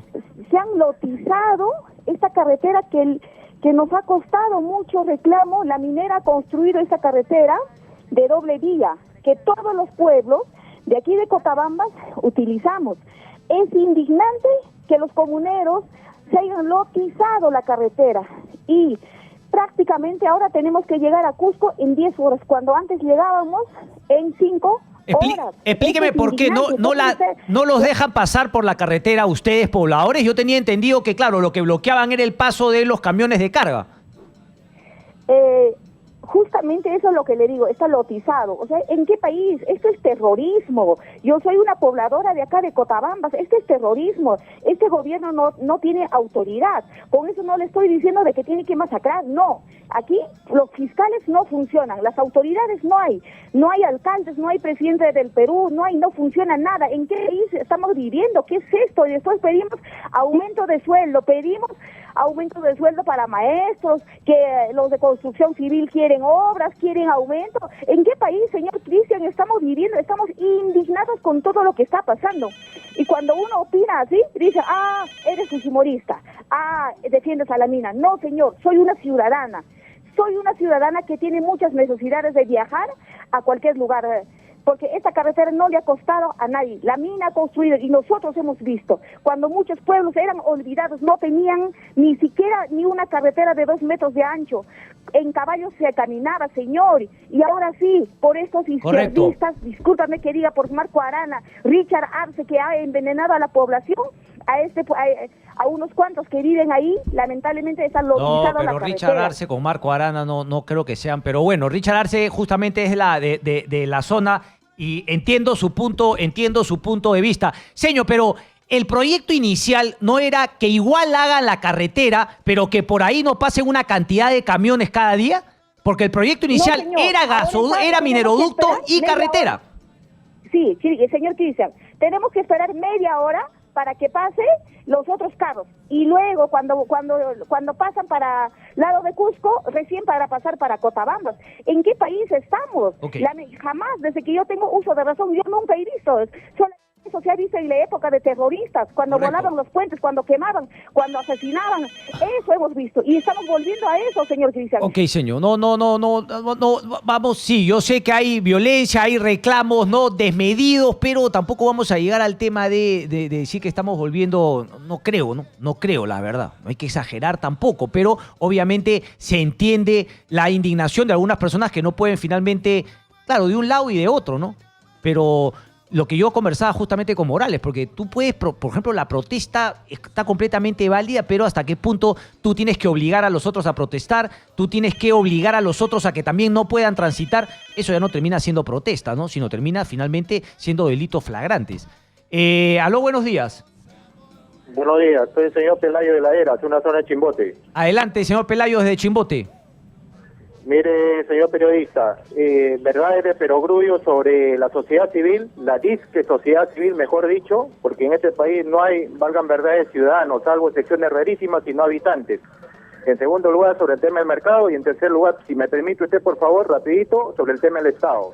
Sobre el tema de la sociedad civil, entre comillas, en todo caso, mejor dicho, hay que nunca perder de vista la irresponsable explosión demográfica, lamentablemente, porque no existe una verdadera paternidad y maternidad responsable, que es la cuna verdaderamente del origen de todos estos males de este país de manera histórica. Segundo lugar, el voto ciego, y la gente va a votar prácticamente la gran mayoría. ¿Por qué? Porque no quiere pagar la multa. Por tanto, no es una elección, sino una votación lo que se da en la historia de este país. Tercer lugar, el tema de la fiscalización. Aquí, para que este Estado funcione eficiente y sin corrupción, no basta solo elegir bien, que nunca se da prácticamente en este país, o nunca se ha dado, sino hay que fiscalizar sostenidamente en el tiempo a los 3 poderes del Estado por igual y también a los organismos autónomos. Ahora, ¿quién debe hacer esta fiscalización? La gente está haciendo su vida, con el empleo precario la gente se gana los frijoles palmo a palmo y no tiene tiempo ni siquiera para criar bien a sus hijos. Entonces la fiscalización, ya lo dijo la Escuela de Frankfurt en Alemania, con Habermas, que todavía está en vida. La fiscalización lo tienen que llevar a cabo los universitarios. ¿Por qué las escuelas de posgrado más aún no fiscalizan la producción normativa de este país para hacerle control sobre todas esas leyes de tema económico, donde se llevan toda, digamos, la riqueza de nuestro país de manera fácil? Interesante, las universidades, ¿no? Está bien, doctora, la lucidez de Chimbote, te mando un fuerte abrazo. Jürgen Habermas, ¿no? La esfera pública, bien ahí, doctor. pero sí, ¿no? Deberían justamente, bueno, se ha hablado siempre de colegios profesionales, de las universidades, y ahora en el tema, eso sería bueno, ¿no? Que, por ejemplo, se habla de la Contraloría tiene un proyecto para que los propios ciudadanos se genere una veeduría ciudadana respecto de proyectos que tienen un impacto directo en las poblaciones. Podrían ser justamente estudiantes universitarios como parte de la carrera, ya sea en carreras como ingeniería, como derecho, multidisciplinario, justamente tengan un aporte en la fiscalización, sobre todo del presupuesto nacional y de las obras que deberían favorecer al país y no haber sido el nido de ratas que ha sido hasta el día de hoy con el Club de la Construcción, Odebrecht y otras perlitas. Álvaro Tapias del Congreso de la República. Álvaro, buenos días. ¿Qué tal? Buenos días, Cristian. Así es el Parlamento Nacional. En breves minutos se va a instalar ya la Comisión de Constitución, cuya presidenta aún continúa siendo Rosa María Bartra. Hay que señalar que hace instantes se acaba de pronunciar precisamente la vocera de Fuerza Popular, Milagros Salazar, acerca de esta designación. Escuchemos sus declaraciones. Bueno, yo no sé quién la está cuestionando en realidad, porque los que cuestionan no respetan la democracia. La bancada de oposición. Bueno, las bancadas aliadas del Ejecutivo, definitivamente, ¿no?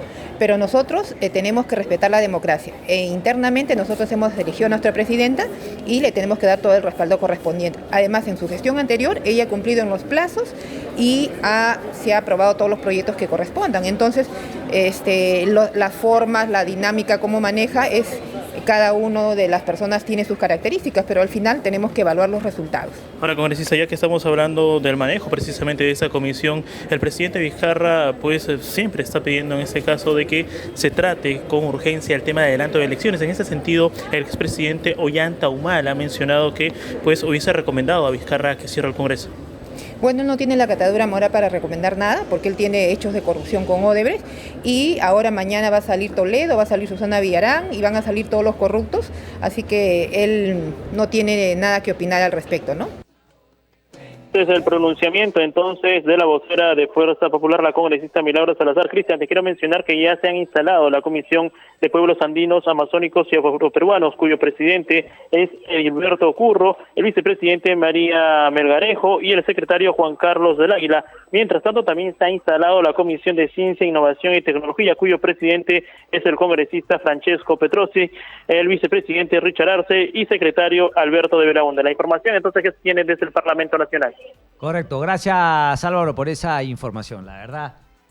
No, la cosa está picante en el Congreso, ¿no? Pero es que en verdad esa de Ollantumala que se ponga a dar consejos, ¿no? Y lo entrevistan como si fuese analista político, no sé, y no le sacan sus casos, es alucinante. Lo invitan como si fuese Andrés Oppenheimer, para que opine sobre la realidad nacional. No se entiende, la verdad, ¿qué ha pasado 2019? Pausa y venimos.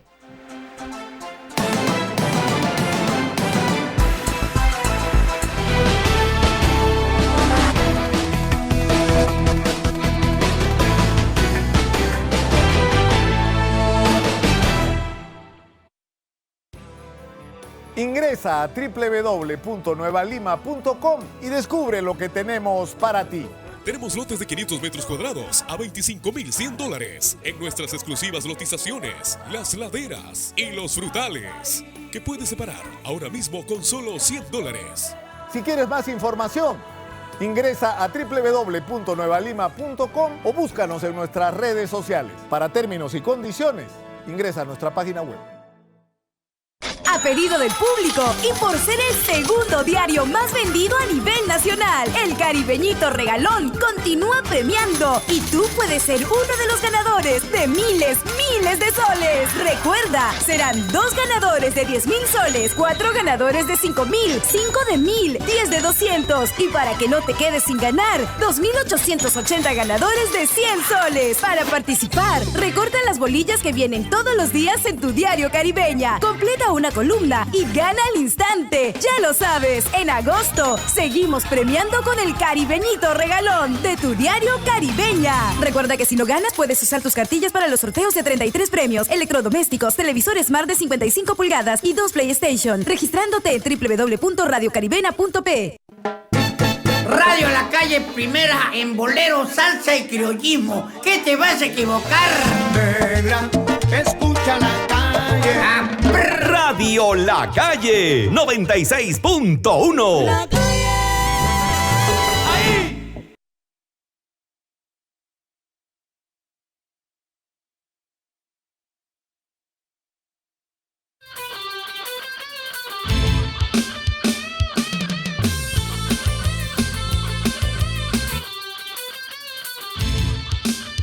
pásame la voz, pásame el talanco.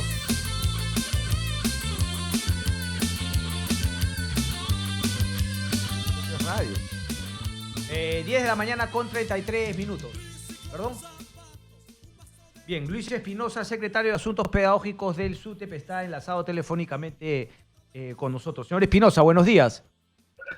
Muy buenos días a ustedes, aquí para poder conversar a los temas que crean convenientes. Sí, lo primero, conocemos, aunque la verdad yo estoy un poquito sorprendido, no conozco en detalle, pero un proyecto enviado por la bancada del presidente del Congreso, que tiene justamente entre sus miembros a Julio Rosas, para que padres tengan mayores atribuciones sobre materiales educativos. ¿Usted está al tanto de este proyecto de ley?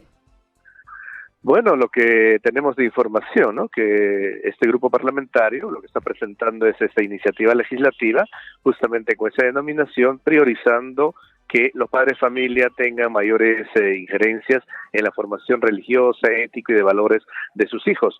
Y en la cual nosotros tenemos una opinión, creo que más es un tema político antes que un tema pedagógico, técnico o científico, y no confundamos el tema político con el tema pedagógico, y en este enfrentamiento gobierno con el legislativo y también la misma provocación que implica a la señora Arimborgo en la Comisión de Educación, están jugando en pared para justamente, en esencia, pues seguir haciendo esa batalla contra el enfoque de género que se imparte hoy en las escuelas a través del currículo nacional. Ok, pero si nos abstrayéramos, ¿no? De manera hipotética, de esa confrontación política, el proyecto en sí, ¿qué le parecería? Hagamos un ejercicio de abstenernos justamente del contexto, de la coyuntura, y analicemos en sí el proyecto. ¿Qué le parece en sí, señor Espinosa? Uno sería redundante, ya que la escuela, la educación en el país tiene esa libertad de que los padres de familia que no comparten, por ejemplo, la religión católica, ellos pueden hacer que sus hijos se exoneren y no llevan religión católica, que es la que se enseña en las escuelas públicas. Y lo segundo es de que la responsabilidad justamente de nosotros como padres, primero empieza en el hogar.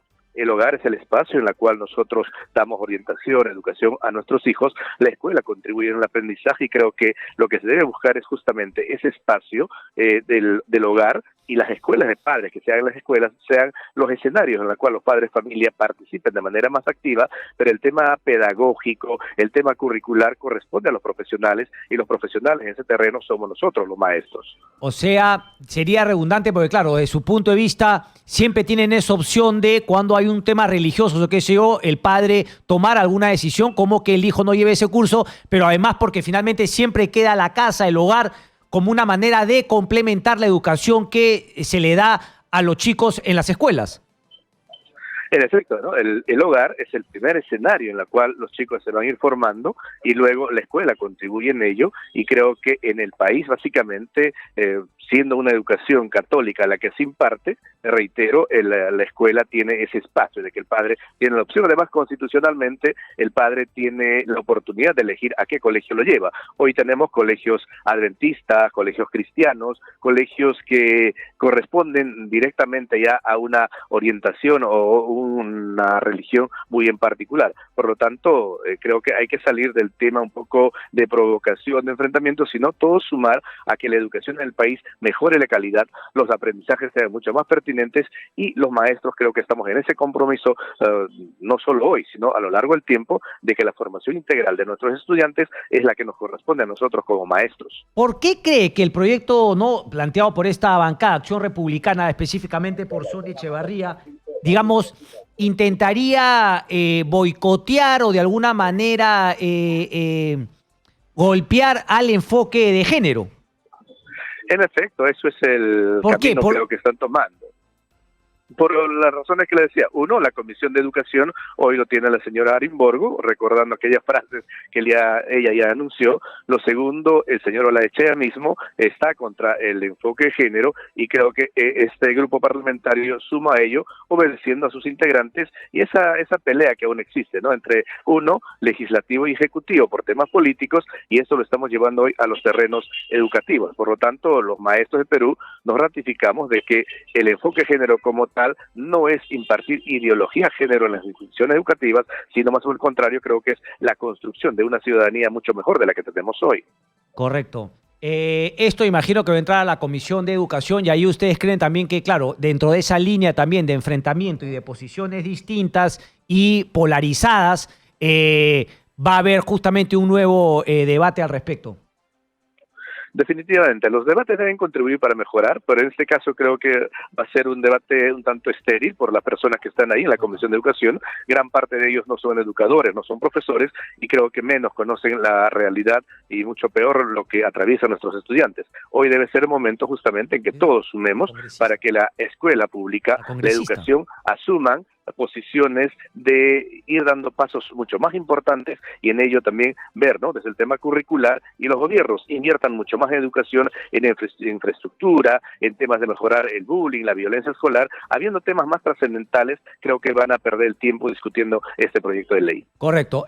Muchísimas gracias, señor Espinosa, secretario de Asuntos Pedagógicos del SUTEP. Le agradezco mucho. Nosotros obviamente tenemos que complementar, ¿no?, la noticia con la posición de la congresista que justamente ha impulsado este proyecto para conocer finalmente cuál es la intención, cuál es la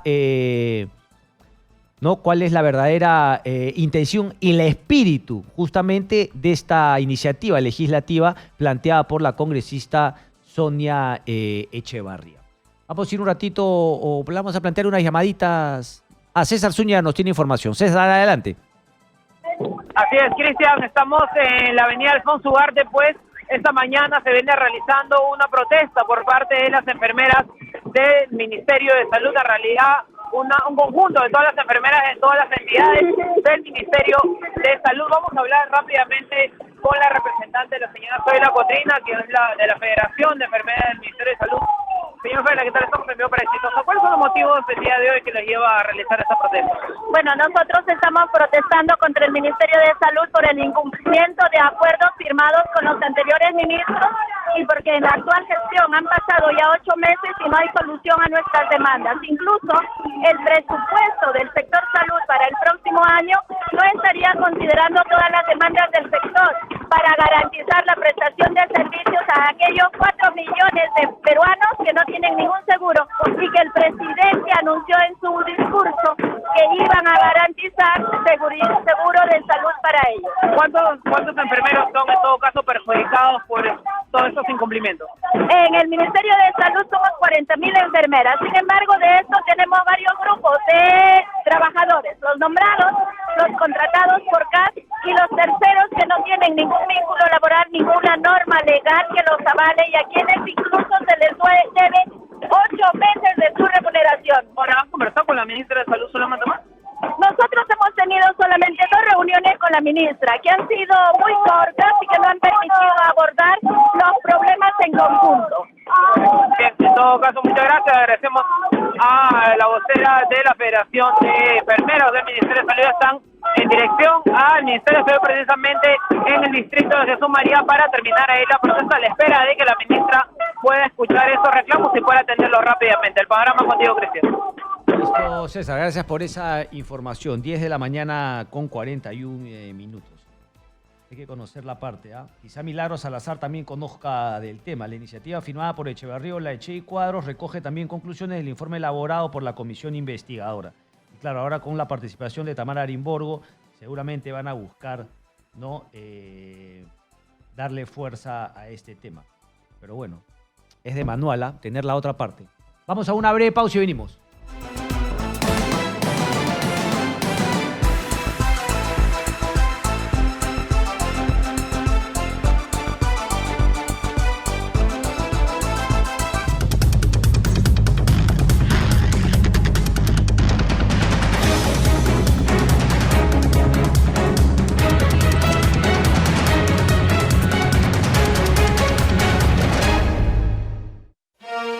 Todos los sábados y domingos a las 6 de la tarde, Henderson, la leyenda.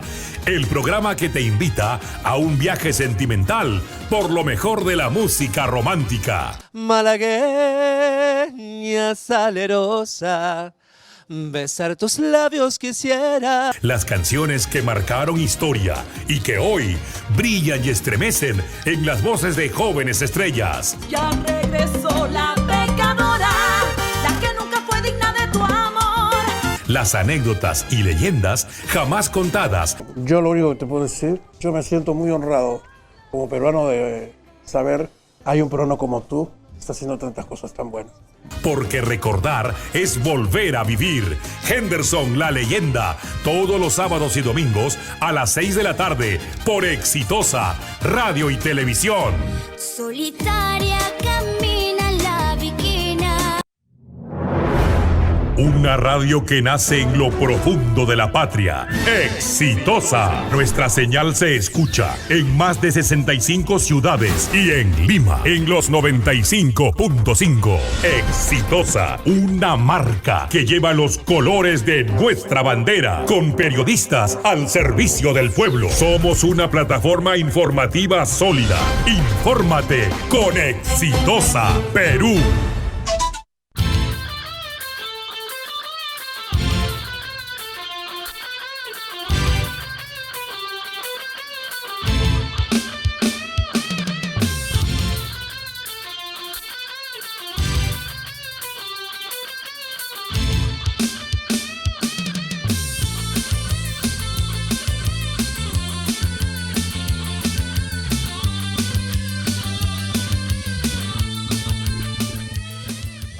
Por quejar, cuñado, que no tienes café, ¿eh?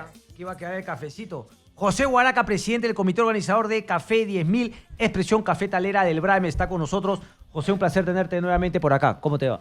No, gracias a ti, Cristian. Muchísimas gracias por la invitación y naturalmente a Radio Exitosa. Cuéntanos un poquito, ¿cómo va el negocio del café justamente en esta zona del BRAEM? Y una vez más, ¿no? Esta expresión cafetalera del BRAEM.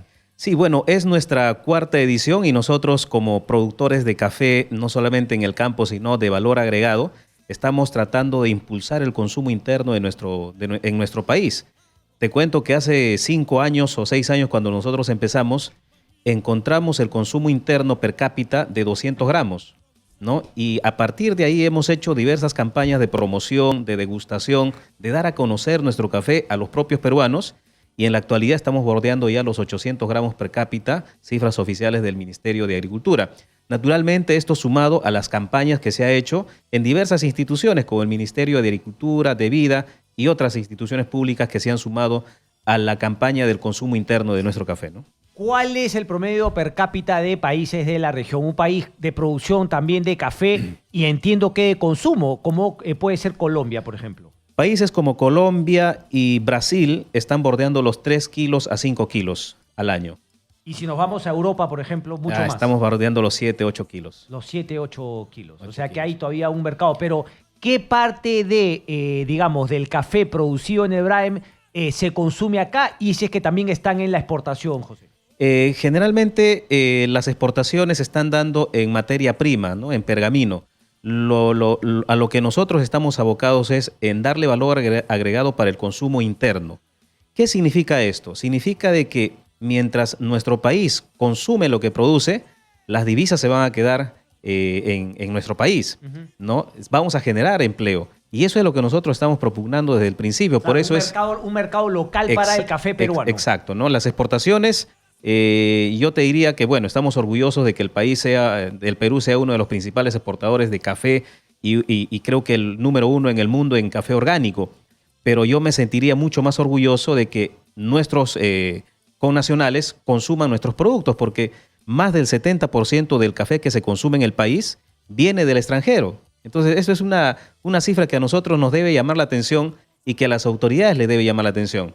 ¿Cómo es que nosotros, siendo un país productor de café, seamos un país que consume café que viene de afuera y en una mínima cantidad? Antes de entrar, digamos, al desagregado del café que se consume, ¿cuáles son las bebidas alternativas al café que hace que el consumo per cápita sea todavía bastante bajo en comparación a otros países? Más allá de las alternativas de las bebidas, lo que no sabemos nosotros es que somos un país cafetero.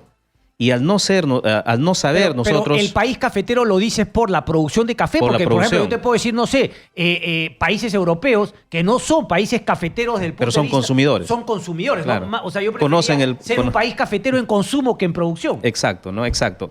De hecho las bebidas te las voy a enumerar en varias, ¿no? las bebidas gaseosas, por ejemplo, O sea, los compite refrescos. también con bebida gaseosa. No porque necesariamente, no necesariamente compite, sino que el hecho de que como país no conozcamos que tenemos un café que se pueda consumir aquí, la alternativa no la tienes, porque no está a la mano, ¿no? Entonces, eso es lo que nosotros queremos difundir un poco. Para eso es Café 10.000, expresión cafetalera del BRAE, donde vienen los productores verdaderos de café aquí al Parque Kennedy del distrito de Miraflores. Empezamos mañana, la inauguración es a las 3 de la tarde y vamos a obsequiar, Cristian, más de 10.000 vasos de café completamente gratis para que conozcamos nuestros productos, ¿no? Unos 9.000, ¿no? Porque 1.000 más o menos me voy a agarrar yo ahora. José, ¿de cuándo a cuándo? Del 21 al 25 de agosto. ¿Arranca mañana? ¿Desde qué hora? ¿Y qué es un poquito lo que la gente va a poder encontrar en esta feria? Mira, lo que nosotros estamos haciendo es mostrarle al visitante toda la cadena de producción del café. Desde una pequeña mini finca, hemos traído una planta de café en producción, un arbusto de café en producción. Vamos a instalar una tostadora de café, vamos a hacer tueste en el momento y hemos instalado una barra con baristas profesionales con una máquina expreso. El café americano, barista, por favor. El barista es la persona que te va a elaborar las bebidas del café, ¿no? Las bebidas como el expreso y el americano van a ser completamente gratis. Cualquier persona, los visitantes pueden ir y pueden tomar las tazas que gusten. No hay, digamos, restricciones. Y es completamente gratis. Esto con el apoyo del Ministerio de Agricultura, de Vida, la Municipalidad de Miraflores y IMSA y también Gran Pangoa, ¿no? Entonces, estamos tratando de que en unión podamos hacer que el café de nuestro país sea conocido por peruanos y sea consumido por nosotros.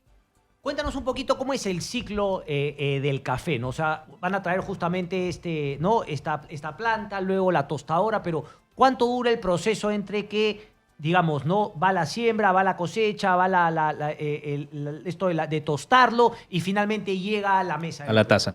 Bien, para que tengamos el café en el campo en producción necesitamos esperar un espacio de 2 años y medio a 3 años, dependiendo de la variedad de la planta. Digamos, de la siembra a la primera cosecha, 2 años y medio a 3 años. Okay. ¿Cuál es el espacio mínimo que necesitas para tener una producción?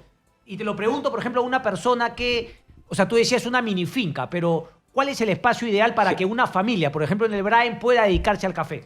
Generalmente las familias en la zona cafeteras, en la zona del BRAE, están entre 1 a 5 hectáreas por familia, ¿no? 5 hectáreas de café por familia.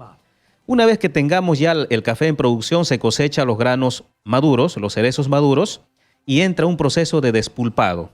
Es decir, pelamos la primera cáscara del café cerezo.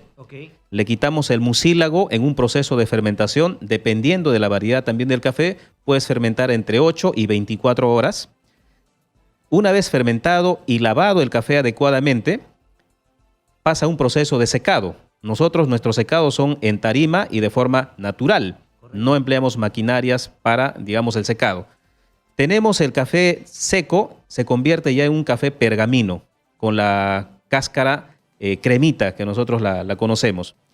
Ese proceso del café, ese café llega a un proceso del trillado. Se trilla con una máquina piladora la segunda cáscara del café, luego pasa al tueste.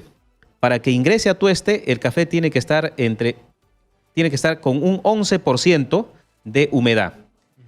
Una vez transformado el café entero, nosotros a veces lo abastecemos a cafeterías o también vendemos en grano entero, pero si va a cafeterías, para casa, por ejemplo, las cafeteras convencionales, entra un proceso de molido y envasado. Grano entero ya son para las máquinas expreso que te van a elaborar los cafés americanos, los expresos, con granos enteros, ¿no? Entonces, todo ese proceso nosotros lo vamos a tener en Café 10.000, expresión cafetalera del BRAE, y va a haber personas especializadas para que puedan explicarles el proceso adicional, ¿no? Yo voy a un supermercado estos en Lima y no encuentro tu café, José. ¿Dónde lo encuentro? ¿Dónde están justamente? No, tienen una marca, ahí veo Gran Pangoa, pero ¿dónde se encuentra el café que viene y que va a estar justamente? Porque claro, la gente va a ir a probarlo a la feria, le va a gustar, ¿y dónde lo puede comprar regularmente? Sí, particularmente nosotros estamos haciendo en Lima envíos a domicilio. Nos presentamos siempre en ferias, en eventos, Nosotros mismos organizamos eventos como este que estamos haciendo en Miraflores para promover y para que conozcan la calidad de nuestros productos. Y los productores están haciendo básicamente lo mismo, ¿no? Lo que pasa es que nosotros todavía no podemos ingresar a una cadena, digamos, comercial por, digamos, la alta inversión que hay que hacer en ese tipo de negocios. Hemos empezado hace 5 años, si bien es cierto, tenemos un trabajo ya que está dando resultados. Hay uno de Villarrica que está en todos los supermercados. Sí. ¿no? Sí, hay café de Villarrica, hay café de Chanchamayo, hay café de Satipo, Correcto, pero de digo, Pangoa, ¿no? en las tiendas estas, ¿no? Y ahí justamente te lo muelen y todo, y creo que sale mucho más que los que llegan ya envasados del extranjero. Exacto, la idea es esa, Cristian, de que nosotros al tener un buen café es hacer que ese buen café que tenemos se acerque al consumidor final, Correcto. al cliente final. Y hay diversas formas. Una de las formas es el evento que estamos haciendo. Correcto. Hay otra de las formas es las cafeterías en Lima, no solamente en Lima, sino en el interior del país. Te cuento en 30 segundos. Hace 5 años nosotros empezamos este proyecto y en mi distrito, en Pango, había solamente una cafetería. Hoy hay 6 cafeterías.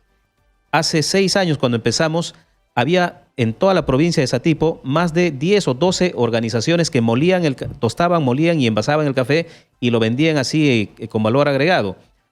Hoy, en este momento, estamos hablando de más de 50 organizaciones que están haciendo lo mismo. Correcto. Es decir, esto es un trabajo que toma su tiempo, pero está creciendo poco a poco. ¿Cuántas ¿no? hectáreas dedicadas al café tienen en la zona del Braem, José? Mira, no tengo la cifra exacta, Okay. Honestamente no tengo la cifra exacta, pero estamos hablando de miles de hectáreas, ¿no? Solamente en todo el Perú, en las zonas cafetaleras, estamos hablando de más de 500,000 de personas que dependen del café, ¿no? Más de 250,000 hectáreas de café a nivel nacional.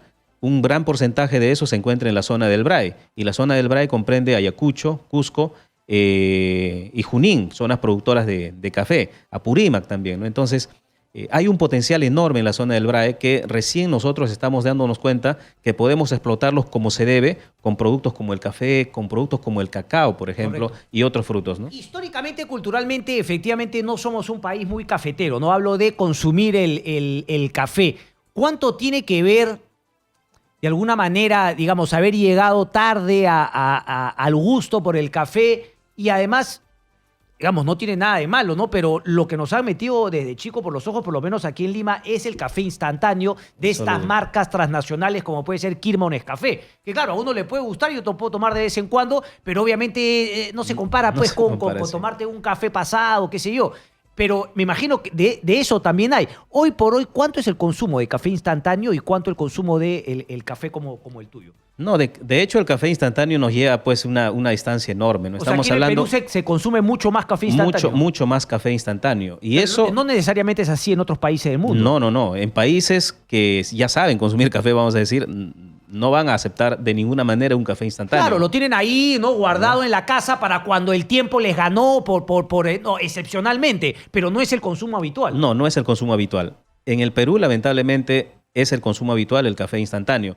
Eso pasa por una sencilla razón, porque no hemos tenido educación en el tema del consumo del café, ¿no? O sea, lamentablemente, nosotros encontramos la situación del café hace 5 años en 200 gramos anuales per cápita. Correcto. Y eso pues era un indicador de que no sabíamos absolutamente o casi nada del café. Tienes, ¿no? 4 años, lo has multiplicado 300%, de 200 a 800. ¿Cuál es la meta para los próximos 4 años? Bueno, esperamos honestamente que el próximo año podamos llegar a 1 kilo, ¿no? Hay que ir paso a paso. Correcto. Y gracias a Dios se ha sumado pues a esta campaña diversas organizaciones públicas, ¿no? Yo no soy mezquino en reconocer el trabajo que viene haciendo el Ministerio de Agricultura, el trabajo que viene haciendo de vida en el sector Brae con los cultivos alternativos, pero el sector privado, los productores también están haciendo lo suyo. Y este trabajo que estamos haciendo con Café 10.000, Expresión Cafetalera del Brae, que va del 21 al 25 de agosto en el Parque Kennedy. Mañana entonces en el Parque Kennedy. Es un lugar donde podamos conocer realmente lo que significa nuestro café a propósito del Día Nacional del Café, que se celebra este viernes, ¿no? Correcto, este viernes. Correcto. Mañana entonces justamente, mañana también viernes, estamos martes todavía. Estamos martes. Caracho, me había adelantado ya. Mañana aperturamos, mañana inauguramos. Miércoles 22, 23, 24 y el 25 se clausura. El 25 el viernes es el día del café. El 25 es la clausura, domingo, y el viernes, Dios mediante, vamos a estar con la ministra de Agricultura y Riego, Fabiola Muñoz, en una, digamos, celebración especial con los productores, con los visitantes. Correcto. En el Parque Kennedy, ¿no? Gracias, José, presidente del comité organizador. Ya lo saben, a partir de mañana en el Parque Kennedy, café americano. Vamos a probar el café, les va a encantar. El expreso también. Muchísimas gracias, Gracias maestro. a ti. Vámonos al Congreso de la República. Ahí hay que meterle un café a toda la clase política. Álvaro Tapia nos informa.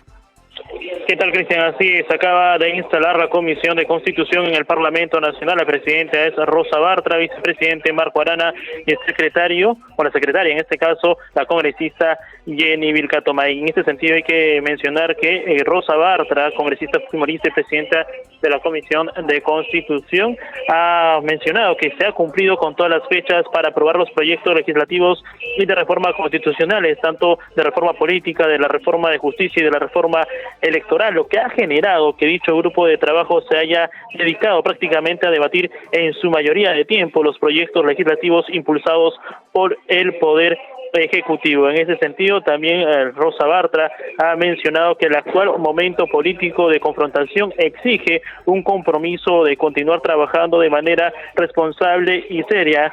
También se ha referido precisamente que estos proyectos que se ha impulsado por el Ejecutivo no ha habido demora, no hubo un desinterés ni tampoco una dilación. En estos momentos te comento, Cristian, que el congresista de Acción Popular, Johnny Lescano, ha pedido la palabra para que se puedan abordar otros temas de interés. Entonces, esta es la instalación que se está viviendo a esta hora del día en la Comisión de Constitución. ¿Qué le han dicho a Johnny Lescano? Porque te has estado riendo, Álvaro. ¿Algo le han estado gritando por ahí o no? Así es, lo que pasa que prácticamente lo que está pidiendo es el adelanto de elecciones, que se cierre el Congreso. Nuevamente ha pedido que el clamor del pueblo que se vea y que prácticamente la Comisión de Constitución esté en una sesión permanente. No ha cambiado el congresista Johnny Lescano. Listo, Álvaro, gracias por esa información. Nosotros nos vamos, viene Juliana Oxen. Chau, chau. En Exitosa hemos presentado Informamos y Opinamos con Cristian Hutbalker.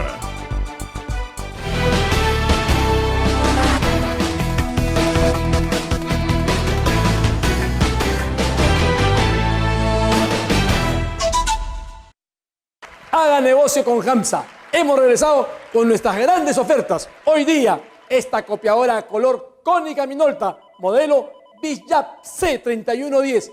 Copia, imprime y escanea. Lo más importante, la calidad a color. Fíjese usted esa calidad a color en Konica Minolta. Esta máquina tiene una resolución de 1200 por 1200 dpi, una capacidad de 250 hojas en la bandeja, y esta máquina hace su duplex, una máquina completa. Además, viene acompañada de lo que a usted le gusta, este paquetón de regalos, todo para usted, una gran oferta. Y le voy a dar el precio, señores, un gran precio, $1,890. No, doctor, ¿y mi descuento? Rubén siempre pidiendo mucho, vamos de una vez al precio, $1,599 para todos nuestros clientes, incluido el IGB. Si usted quiere ver más ofertas, hoy día, aquí en Exitosa, a partir de las 12 de la noche. Tú y el mundo entero podrán conectarse y acceder a lo más completo en música, 70s, 80s, 90s y más. Disfruta de la señal oficial de Z Rock and Pop. Encuéntranos en www.radioz.pe. Z Rock and Pop, señal oficial online.